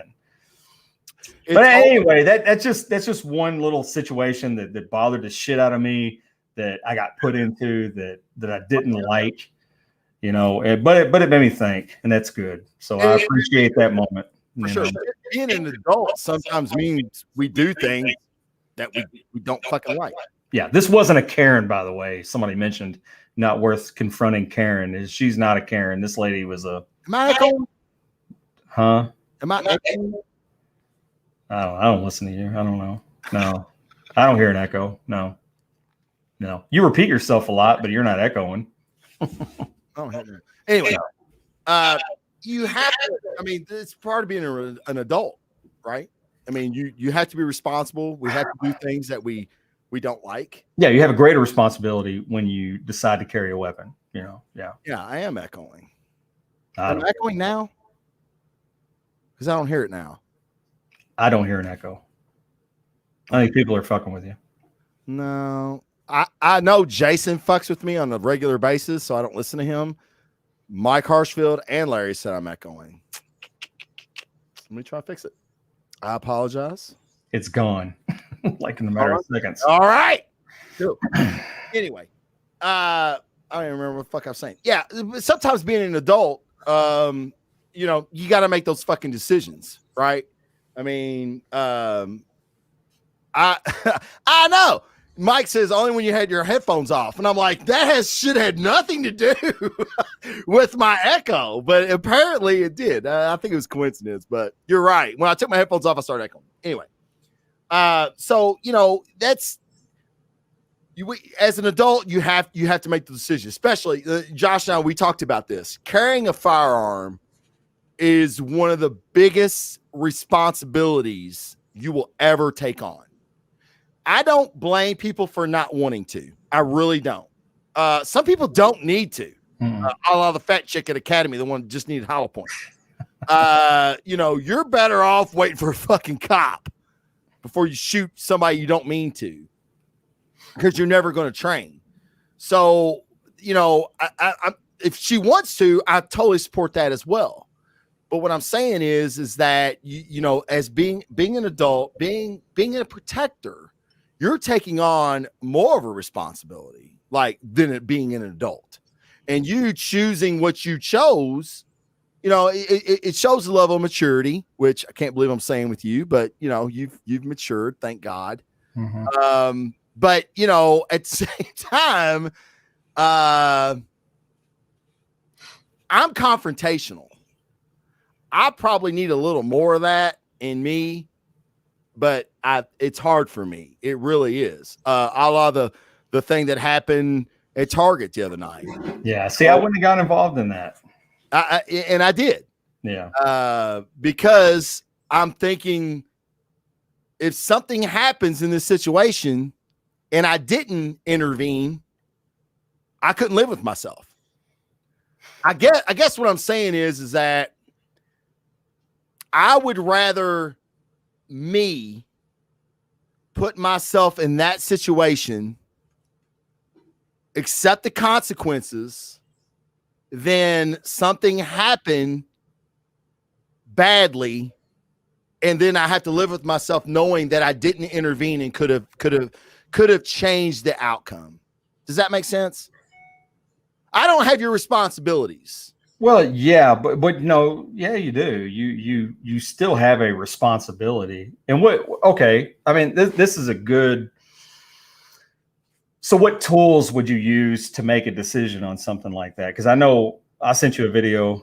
I don't know if you posted it or not, but about the colors of awareness. Right. The one you got wrong on the last show. Yeah, I made a wrong reference. Yeah, to on combat. But I like that, because I think it's something that you can read and then it gives you a guide, right? I mean, and y'all can look it up, or Travis can post the video. But I posted it. Oh, okay, yeah. So I mean, that's a perfect way to view things, and it's a perfect scenario to run through your mind while you're just sitting around. You see something on the news, and how would I react to that? That's training, Or because we do this in the fire department, we come up with hypothetical things that could happen. I mean, all of your special operations groups, all of your police forces. I mean, that's what we do. We either evaluate something that has happened somewhere else, or we come up with a hypothetical situation that could happen, and we figure out how we would solve that, and we become better. And it's no different if you choose to carry a firearm. Sure. You have to have hard rules. Right. When I'm going to get involved in something, when I'm not going to get involved in something. And unfortunately, out in the world, that time frame that you have to make that decision is condensed much greater than it is when you're sitting on your couch trying to figure it out. So I feel like you think that because you carry a firearm, that in any confrontation,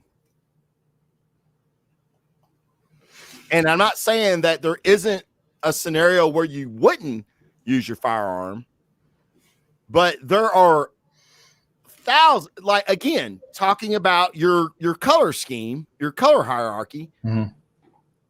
What I witnessed with this guy and this girl, I was never going to pull my firearm on him unless he displayed that color of threat to me, which I wasn't underestimating this guy, but I kind of knew what I was dealing with. Me and you've seen tweakers and shit before 1,000 times. They're usually not violent. They can be. I was trying to defuse the situation from two people that I knew couldn't defend themselves. Okay. Mm-hmm. So I had a knife. I had a weapon. A hard smack in the face would have knocked every tooth out of this guy's head. All right. That would have been where it went if it went anywhere. Okay. Again, if he acted like he was a threat, I would have engaged him as a threat. But he didn't. You know, he cussed me. That's nothing. I'm 15 feet of fucking away from him. There's no harm that he can bring to me unless he has a weapon. I was ready for that. Okay. My training is going to trump his training any fucking day. If he had a fucking gun, I guarantee you I could have got to him with my fucking knife before he could have shot me. But again, I'm putting myself in a situation because I don't think that I could have lived with myself any other way. If I, again, and this is going to sound cliche, and I said it earlier as a joke, evil exists because good men do nothing. You're laughing. Yeah, because I don't think it applies to a situation like that. I think you're assuming. Yeah. Well, you're assuming that the guy's not going to do anything, and your slap's going to knock his teeth out and going to end the confrontation. That's not what I said at all. I'm assuming I'm the predator, not him. I'm diffusing the situation. You can smile all you want. No, I'm smiling because if you are the predator and say that escalates, because we've all been in situations. Let it escalate. Escalates, and then you look back. You look back on that escalation. You're like, how the fuck did I get here? This was not my intentions when I said, "Hey, leave those girls alone." Now I have a dead body laying on the ground. Anything. Now I have it. You're making a mistake. What? You assume because you carry a firearm that the escalation is on you. It's not. How you react to escalation is the thing. He never knew I had a firearm. He didn't know I had a fucking knife. He didn't know any of that. I'm going to react to his escalation. I'm not escalating anything. I'm saying you didn't know. I know what you're saying. Hey, fuck you, mind your own business. I'm going to come over and you tell me again. Fuck you. And he leaves. Yeah. Okay. Now, if he turns around and he comes towards me, that's escalation. Still not pulling my gun on him.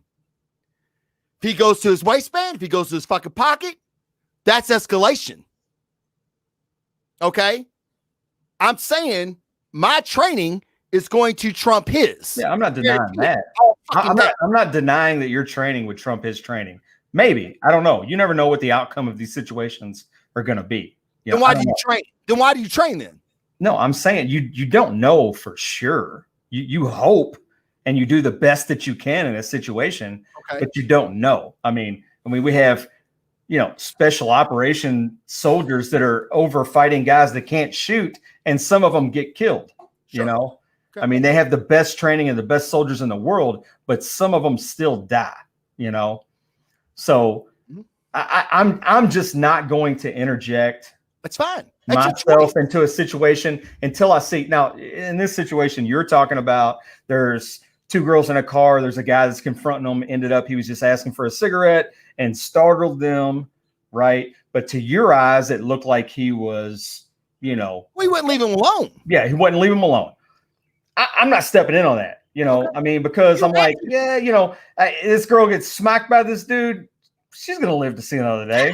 She's going to go home. I might stay there and see if this escalates to the point that I may need to stop it. And what? No, I don't pull my cell phone. What I'm saying is it's not, that situation's not worth the risk of me ruining my life. Even if I don't go to jail for the rest of my life, the financial commitment that I'm going to have to provide to defend myself in a situation like that is going to do some damage, to my family, to myself. It just isn't worth it. I'm not saying that I wouldn't help out. I'm saying I would read the situation. That situation, I wouldn't have done anything. My situation, I didn't do anything. If I was in Colorado eating lunch, I would have done something. You know, if I was at, I'm not saying you're wrong. I'm saying every individual needs to make a choice. Yeah. Yeah. And I believe that your training should dictate that. Now, I'm not saying everybody should make the choice I made. I'm saying I made my choice. I'll make the fucking choice again. The reason I was spending time in fucking Target parking lot. That's what I was reading. You didn't watch the EDC show. But I was backing in and there was a guy harassing two girls. Apparently he knocked on their door or knocked on their window for a cigarette. The one girl said she didn't have one. Her friend said she did. It got this guy going. He wouldn't leave him alone. I watched the situation for a good 4 or 5 minutes. He wouldn't leave. So I'm like, you know what? Do I walk in Target and act like fucking everything's okay? And then I come out and there's EMS and fucking cop cars. And then I'm like, fuck me. What did this motherfucker do? You know, the girl went to give him a fucking cigarette and he fucking tried to fucking shank her for her car because her car was running still. You know, they even said afterward, we should have just drove away. Mm-hmm. They should have. Yeah, it was a failure on their part, not reading their own situation and doing what they should have done. I'm not asking everybody to be a fucking Navy SEAL. I'm not asking everybody to be fucking trained. A sheepdog protects the people that can't be protected. And that's what I'm going to fucking do. I'm not saying that's your decision. I'm saying I've made that decision. No, yeah. I mean, we disagree on that particular situation. But I'm not saying that I would have walked in Target and ignored the entire thing and said, what happens to him happens. You said you would sit there and watch her get smacked and be like, she'll be all right. That's what you said. I did say that. My point of that is not literal. My point is that until it gets to a certain point that I've made that decision on that, particular situation, I'm not going to act. I'm just not going to do anything. Dude, again, just because you wouldn't doesn't make you wrong. Just because I did doesn't make me right. Yeah, I know. I'm just saying, again, guys, if you carry a firearm, you have to have the mindset to make these decisions. That's where your training comes in. Okay. That the more you train, the more confident you're going to be in your skills, the more you're going to be able to make the correct decision. Okay. Again, I was trying to keep distance from this guy. Again, I had a knife ready to go in my left hand. I always had my right hand free for my weapon. I didn't think I needed either one of those with this guy. And I could have been wrong. About what? This dude could have had a fucking weapon. He could have had a gun. He could have had a fucking knife. I just wanted you to elaborate on the point that you could have been wrong. I don't hear that often. Yeah, you could have been wrong. I assess the threat situation minimal. I probably had more to worry about with them two girls in the car than I did this fucking dude. Yeah. Okay. So, but that's the choice I took. That's the threat assessment that I made.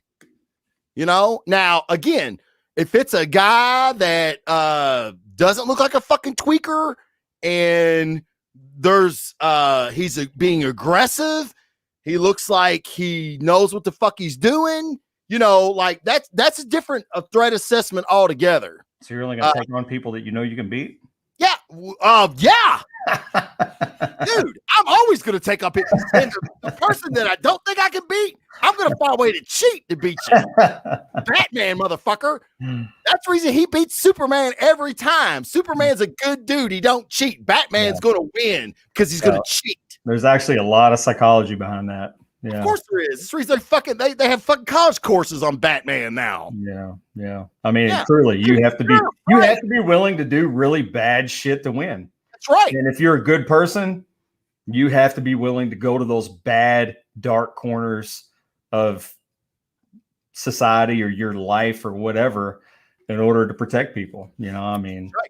I mean, that's just the, and that's hard. I mean, I don't know for a fact that I could do that, because I've been in fist fights. I mean, me and you know, I mean, we've lived an entire life together. Right. We've been involved in a lot of different, stressful situations, be it fights, fire department, whatever. And we've acted, we've met that confrontation head on.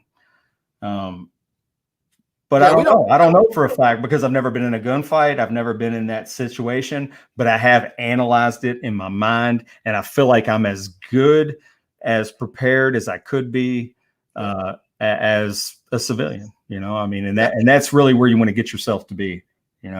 Absolutely. And that, again, we're gonna say it's 1,000 times, guys, because it really needs it. It's training, it's mindset. And, I know mindset's like a fucking keyword now and everybody wants to fucking use it. It's fine. But it's important. Like Josh said, you have to know these types. And that's the reason we do this show, right? Like, we want to talk about these things so you think about them. And Josh and I were talking about this earlier. There's training involved in that, right? Like, there's training involved in just thinking about something. Like, what would I do? What would I do? I don't know what I would do. Well, I think I would do this. Okay. You've trained yourself to come to a conclusion of something. Okay. It may not be the right one, but you've at least thought about it. And a lot of times people get involved in situations that they've never thought about.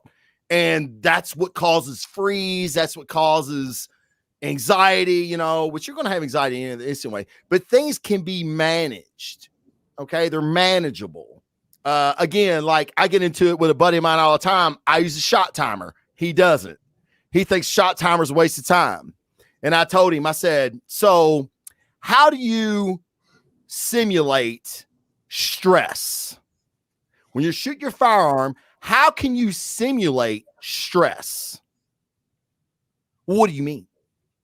When I hit that fucking timer and I have a par, so there's a beep, and I know I shoot. I'm gauging myself on my shot cadence, my shot time, whatever. That is a level of stress that I've put on myself just because I'm using a shot timer. Okay. It's not bullets whizzing by my head. It's not shrapnel hitting me from the fucking back where they've missed.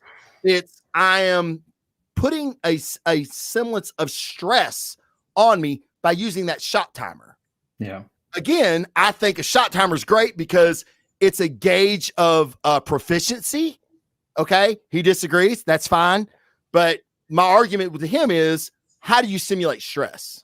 Well, I think a shot timer. How do you simulate that? I think a shot timer is the minimal, like, that's the most minimal thing you can do to inoculate yourself to stress. That's probably the first thing. Because really all you're doing is seeing where you're at. You know what I mean? Your speed, your speed coupled with accuracy. Right.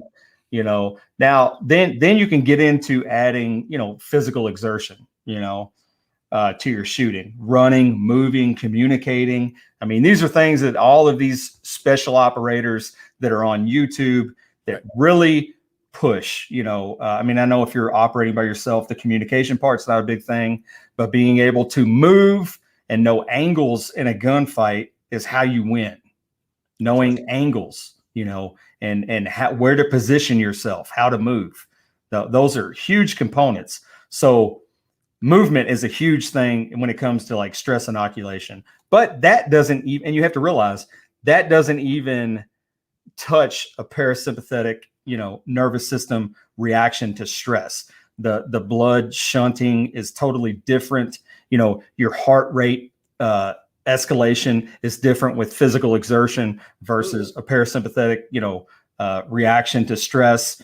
It's just different. And so that's why I leave it to, I don't really know. I can practice and train and think about it the best, but until you're actually there, and you can inoculate yourself to, rounds being fired back at you with the intention to kill, that how do tier one operators operate? What? They get a kill. They have a target plan. They have a kill plan, and they execute it in a kill box. They get the layout of a building, and they fucking it's like Jason just said. The first step of being proficient is always building in redundancies. He's absolutely correct. You know your environment, and you're building these redundancies. It's just like a firearm. Every time I pick it up, I do 10 reps with just picking up my weapon because I'm making sure my grip's right every time. Yeah, the basics. Everything's built from the basics.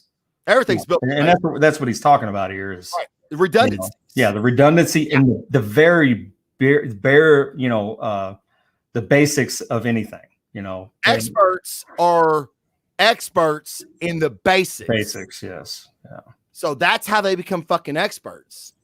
And I can't tell you how many times, how long I've been doing this, and I'll go through my 10 reps, and my 7th rep, my fucking grip's wrong. And I'm like, God damn it. Like, so what does Tim Ferriss say? It takes 10,000 hours to be world class. Well, what? Well, he actually, I think he actually talks. He actually talks against that, being able to to be able to deconstruct something and use the 80-20 rule and use the 20% to be 80% proficient or whatever. Yeah, I mean, it's 10,000. His book, 4-Hour Chef is all about that. It's not about it is about cooking, but it's not about cooking. It's about, I know, I read it, the process of learning. Yeah, I mean, that's what it is. Okay. Yeah, he does talk about that, but that's to be world class. That's what I'm saying. Oh, okay. Well, maybe I missed that part of what you were saying. But we can't all be world class. But I don't think without the actual, you can train to be a firefighter. You can train to be a firefighter 10,000 fucking hours, but if you haven't fought a fire, you don't know. If I train to be a proficient with a weapon and be a combat shooter, that's great, but I really don't know. I leave that open to interpretation for myself, just to push myself a little bit further to say that, hey, you don't know, so you're not there yet. You know what I mean? It's just how I look. That's just how I look at things. I'm not gonna fool myself into thinking that I'm not saying so 10,000 hours to be world class. Sure. I'm not saying you have to be in 10,000 hours of gunfights to be fucking John Wick. No, I'm not either. What I'm saying is you need 10,000 hours of training to be world class. No, you need 10,000 hours of training to be good at training. Gunfight. He's one of the most proficient fucking marksmen in the world. Who? The guy from T-Rex Arms. I can't think of his fucking name. Follow him on Instagram. T-Rex Arms. I mean, he goes and trains SWAT teams, goes to different fucking cities and trains all these guys. I mean, the dude, fundamentally, there may be nobody better. Googling T-Rex Arms on fucking YouTube. Yeah, I know what it is. I can't think of who he is either. I bet he ain't never been in a fucking gunfight, but I bet your ass I don't want to be in a fucking gunfight with him. Yeah, I'm not saying that he's not going to be as good as he is on a fucking pro-am course, but I don't want to be in a fucking gunfight with him because he's got over 10,000 hours of fucking shooting and just being proficient in the basics. Yeah, I'm not saying you shouldn't do that. You should. But I still don't think that that's Mike Glover or Marcus Luttrell or, these guys that have actually been in battle. They would beat this guy. They've actually been there. They've done it. People that train work in hypotheticals. We learn from experts like Mike Glover. Me and you both watch him. So what are you supposed to do then? Exactly what you're saying. I'm not saying that you shouldn't do what you're saying. You should practice. You should put the time in. But you're saying it's going to make you world class. Yeah. At what? It's going to make you world class at training. He's a world class shooter. Yeah. But at what? Target shooting? You don't know. I mean, until you're in combat, you don't really know what that feels like. What that's like. You can't. I mean, you ask any of these guys that do the training. Look, if you're asking me if I'm picking a fucking all-star team, if I'm not going to take fucking Mike Glover, Kevin Owens, Travis or Andy Strumpf, yeah, motherfucker, I'm taking those guys first because they've done 20 years of fucking combat missions. But don't think for a second that I ain't looking at this cat because I've seen him and I know he knows his shit. Put him, let's look at it like this. You got this guy, okay, T-Rex. I'm just going to kind of fucking T-Rex. I think I'm looking it up. I'm going to find out who he is. All right, Google his name. I got it. I think it's Andy something, okay? Put him with Glover, Strumpf, and Kevin Owens for a fucking month. Just put him in there for a fucking month. Put him through buds. Do you think this fucking cat ain't going to fucking cut the mustard? I mean, my money's on him. And it's because he's done the fucking training. Again, I'm not discrediting what you're saying as far as real world experience. There's nothing ever that will trump real world experience. 10,000 hours, 20,000 hours, 40,000. I don't give a fuck.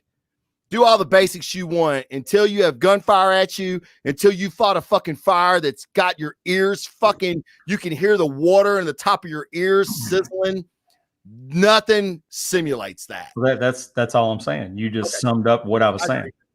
Yeah. Yeah. So, I agree. I agree with you. All that, and you fucking agree with me? No, but I know what you're saying. Yeah, do the best you can.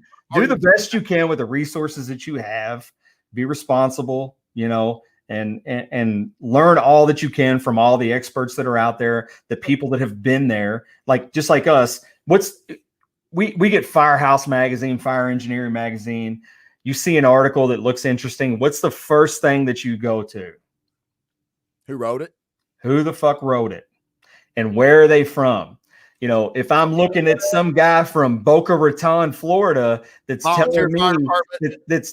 telling me how to fight, fire in some, ghetto structure or whatever. Or how vertical ventilation sucks. But I got a guy from Detroit that wrote the letter. I'm going to pay attention because he's been there. You know what I mean? So the guy from T-Rex Arms that has never been in a gunfight, I'm going to listen to him, but I'm also going to know that he has some deficiency there. Kerry Trainer is another guy that's on YouTube that I really like. He's very articulate, and I like his views on things. But he's never been in a gunfight. He's not even military. So this guy's not either. Yeah. So, but then we got guys like my favorite. You like Mike Glover a lot. Love him. And we're mentioning these people so that you all can go out there and, look these people up. You like Mike Glover a lot. I like Mike Glover a lot. I like his philosophy on things. I like his instruction. He's articulate, easy to learn from. I would love to take a class. Probably never be able to afford it, but would love to. Shit, what's the guy's name? The Warrior Poet Society. Oh, fuck. I know you're talking about. I love him. I mean, that's probably my favorite guy. He's good. Shit. He's real good. I feel really bad. I can't remember his name. I know it. Oh my God. Is it Mike? Is it Mike something? No. Are you looking it up? Yep. Warrior Poet Society is his channel. Yes. warriorpoetsociety.us. Yeah. What's his name? Hold on. Oh, I thought you already found it. I can get up through John Lovell. Mike Hack already mentioned it. Yeah. Yeah. John Lovell. He's probably my favorite. There you go. Who said that? Mike. Huh? Yeah, Mike. Yeah, Mike got it. John Lovell. Yeah, he's fun. I like John Lovell. He's not only is his channel instructive, but it's also very entertaining. Entertaining. Yeah. And I actually pay for his, I don't even know what they fucking call it, but his private lesson stuff, kind of like you do with Mike Glover. But he has he because of censorship on YouTube, he's kind of expanded out and has his own TV channel pretty much that you can pay for. That's pretty cheap. I got a bug flying around me. It's pretty cheap and he goes through rifle 1, rifle 2, pistol 1, pistol 2. He has other people that had anybody that does other things for him on the channel, from knife fighting to the guy that wrote the book, the Navy SEAL, 100 skills that you need to know to live or some shit. He wrote a book. Can't remember his name either, but he's on his channel and does TV shows on his channel. So that's I think it's like $10 a month or something. There's thousands of guys now that are doing that. You know, Travis Kennedy's one guy that I don't think ever gets the fucking press that he should. I don't care for him. Oh my God. I love you like him. He's so like, he's to the fucking point. There's no fluff with him. There's no entertainment with him. He's just fucking spot on, man. He's squared away. And that's what I like about him. Like, I've bought 3 of his classes. Yeah. And I love him. I love his drills. I mean, I think he's fucking shit. Now, Bill Glover's my guy, of course. We sound like a bunch of fanboys. I know. Oh yeah. but I am a fanboy, especially if somebody that is a subject matter expert on gunfighting. Yes. I mean, and if it's something I'm interested in, that's who I'm going to seek out. I'm going to seek out, man. That's what we're saying. When you go to get training, you know, I'm going to say every gun range, like I said earlier, that there's going to be good training there. I mean, there's going to be somebody there that's least proficient in whatever they're teaching you, but seek out more advanced training. Because again, just like watching this show, just like trying to aspire to these traits that we talk about, it's a process. And there's no finish line. There's no graduation day. It's just a fucking process. I'm going to be learning this shit to the fucking day I die. I'm hoping to get better all the time. I'm hoping to be a better gunfighter. I'm hoping to be a better fucking human being. I'm hoping to be a better fucking man at the end of my fucking road. Whenever that fucking is. Whenever I'm in a fucking hospital bed dying of fucking cancer or whatever gets me, you know, that's what my goal is. And it should be yours too. And if you're watching this fucking show, that's what we want for you as well. Some of you have, and y'all have contacted me, and this is the best shit. Josh, I wish you were more on social media so you could get some of this. This is the best shit ever, man. When you guys come to us or come to me and you say, hey man, I just bought a bag because I realized how unwoefully prepared I was. I drive an hour and a half to work each day and back. I didn't realize that, man, if my car breaks down, I'm 4 miles from a gas, you know, dude, yes. You know, you never thought about it before till you watched this fucking show. I'm not saying we're fucking breaking the mold here. What I'm saying is that that's the very reason Josh and I started the show is to make it portable. And to make so when we have these conversations and you listen and you intervene, if you're in the chat or you're listening online or whatever, you know, you're thinking about it. It's training, right? Just thinking about this stuff is training. Man, you know what? Do I need to carry a spare mag in my pocket? Do I need to own a gun? Do I need to get a bag that has an extra battery pack and a flashlight in it? Or yeah, motherfucker, you probably do. You know, I mean, you know, Josh and I we're lazy by nature. You know, we're just lazy. But this is shit that we feel like is fucking important and it motivates us.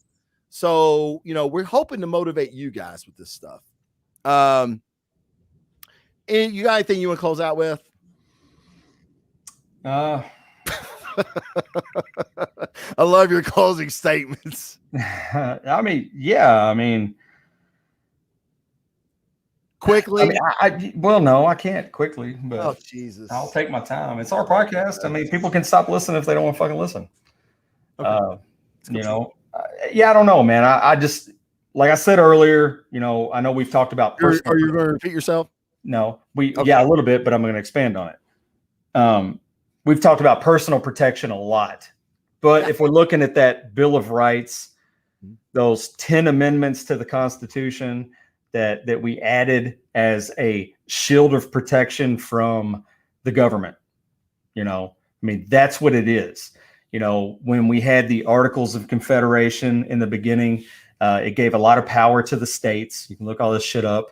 Gave a lot of power to the states, you know, and then we went back and had the Constitution, which gave a lot of power back to central government. We realized that probably wasn't good. So immediately we came up with the Bill of Rights.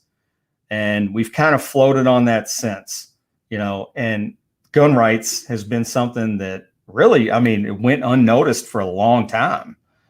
and didn't really get addressed. People were living fine with weapons and everything else. And to close up, I guess I trust the people that wrote these documents because they lived. We've talked about subject matter experts tonight on gunfighting. To me, these people that people that drafted these documents were subject matter experts on living under tyranny, right? I have no idea what it's like to live under tyranny because I've never experienced it. But I trust these people that wrote these documents because they lived under it. They know what it looks like. It's tangible to them. It was current to them. It was all new. They were forming a government, in a United States, and something that could live on for much longer than their own lives. And I think they did a hell of a fucking job, with some of the greatest minds of our time. Yeah, I mean, with the education they had at the time, and just I don't know. The way it was written the way it was written to still encompass the future. Like, they didn't the world was going to be the way it is now. Yeah, you wouldn't hamstrung the way it's written, it still holds true. Yeah, you wouldn't like it's the Bill of Rights, the Second Amendment. You weren't hamstrung to only being able to carry a musket.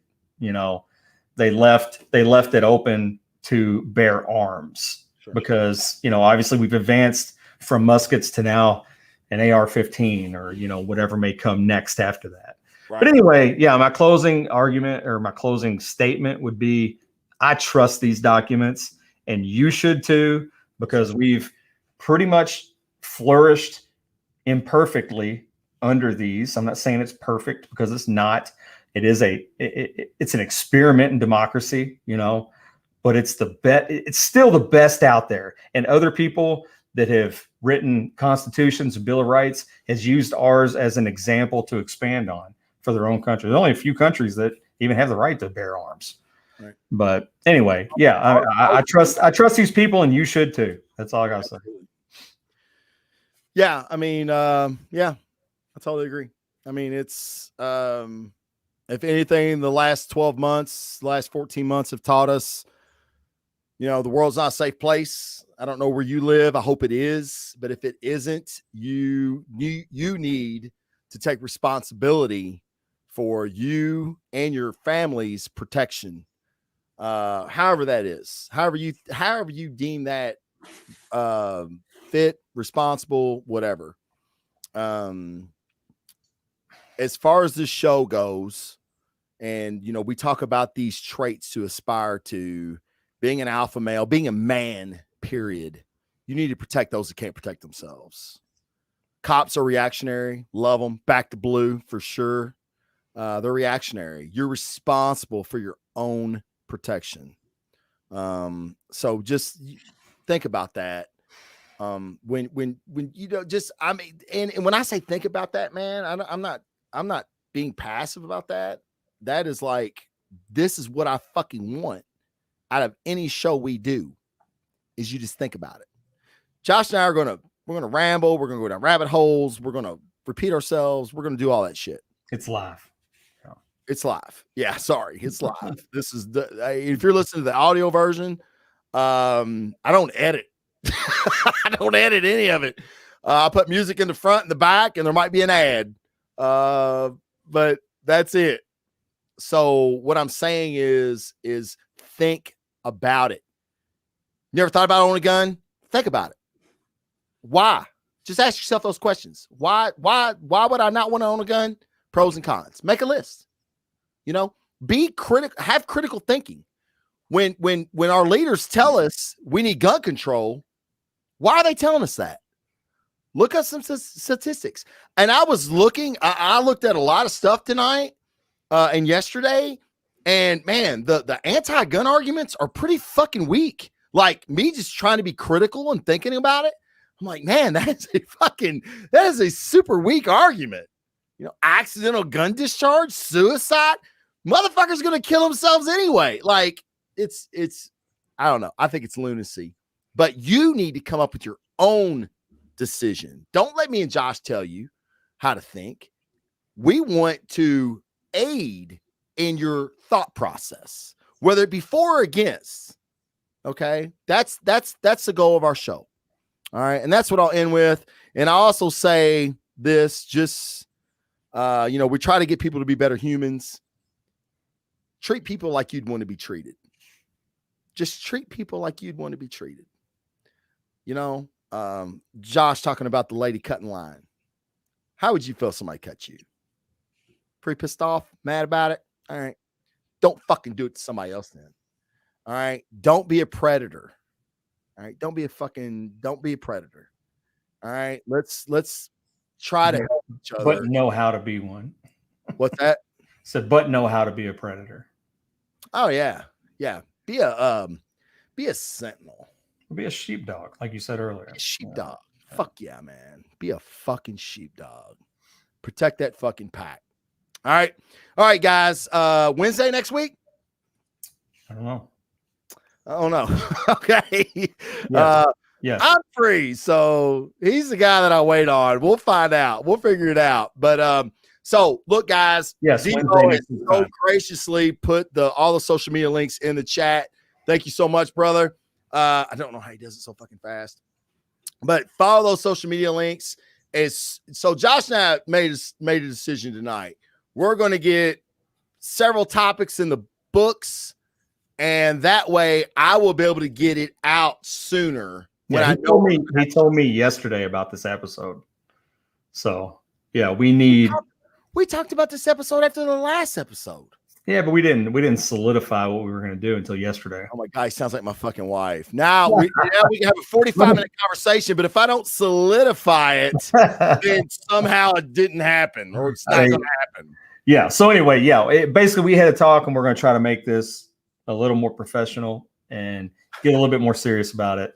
No, and not it's still going to be live. It's still going to be live, and I promise we're going to try to get Josh's closing statements down to at least 20 minutes. Me? You talk twice as long as I have.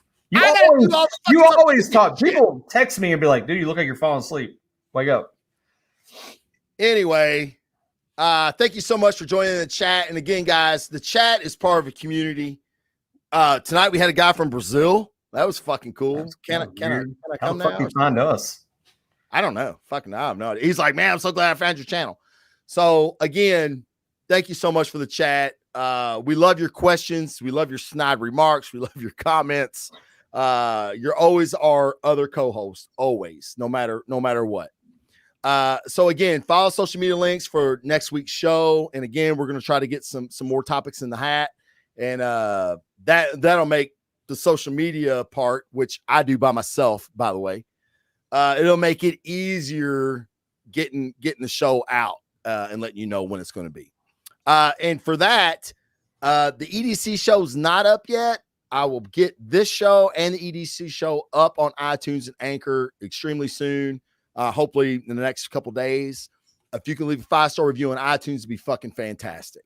All right, guys. With that, stay safe, stay alpha. Peace. Thanks. Later.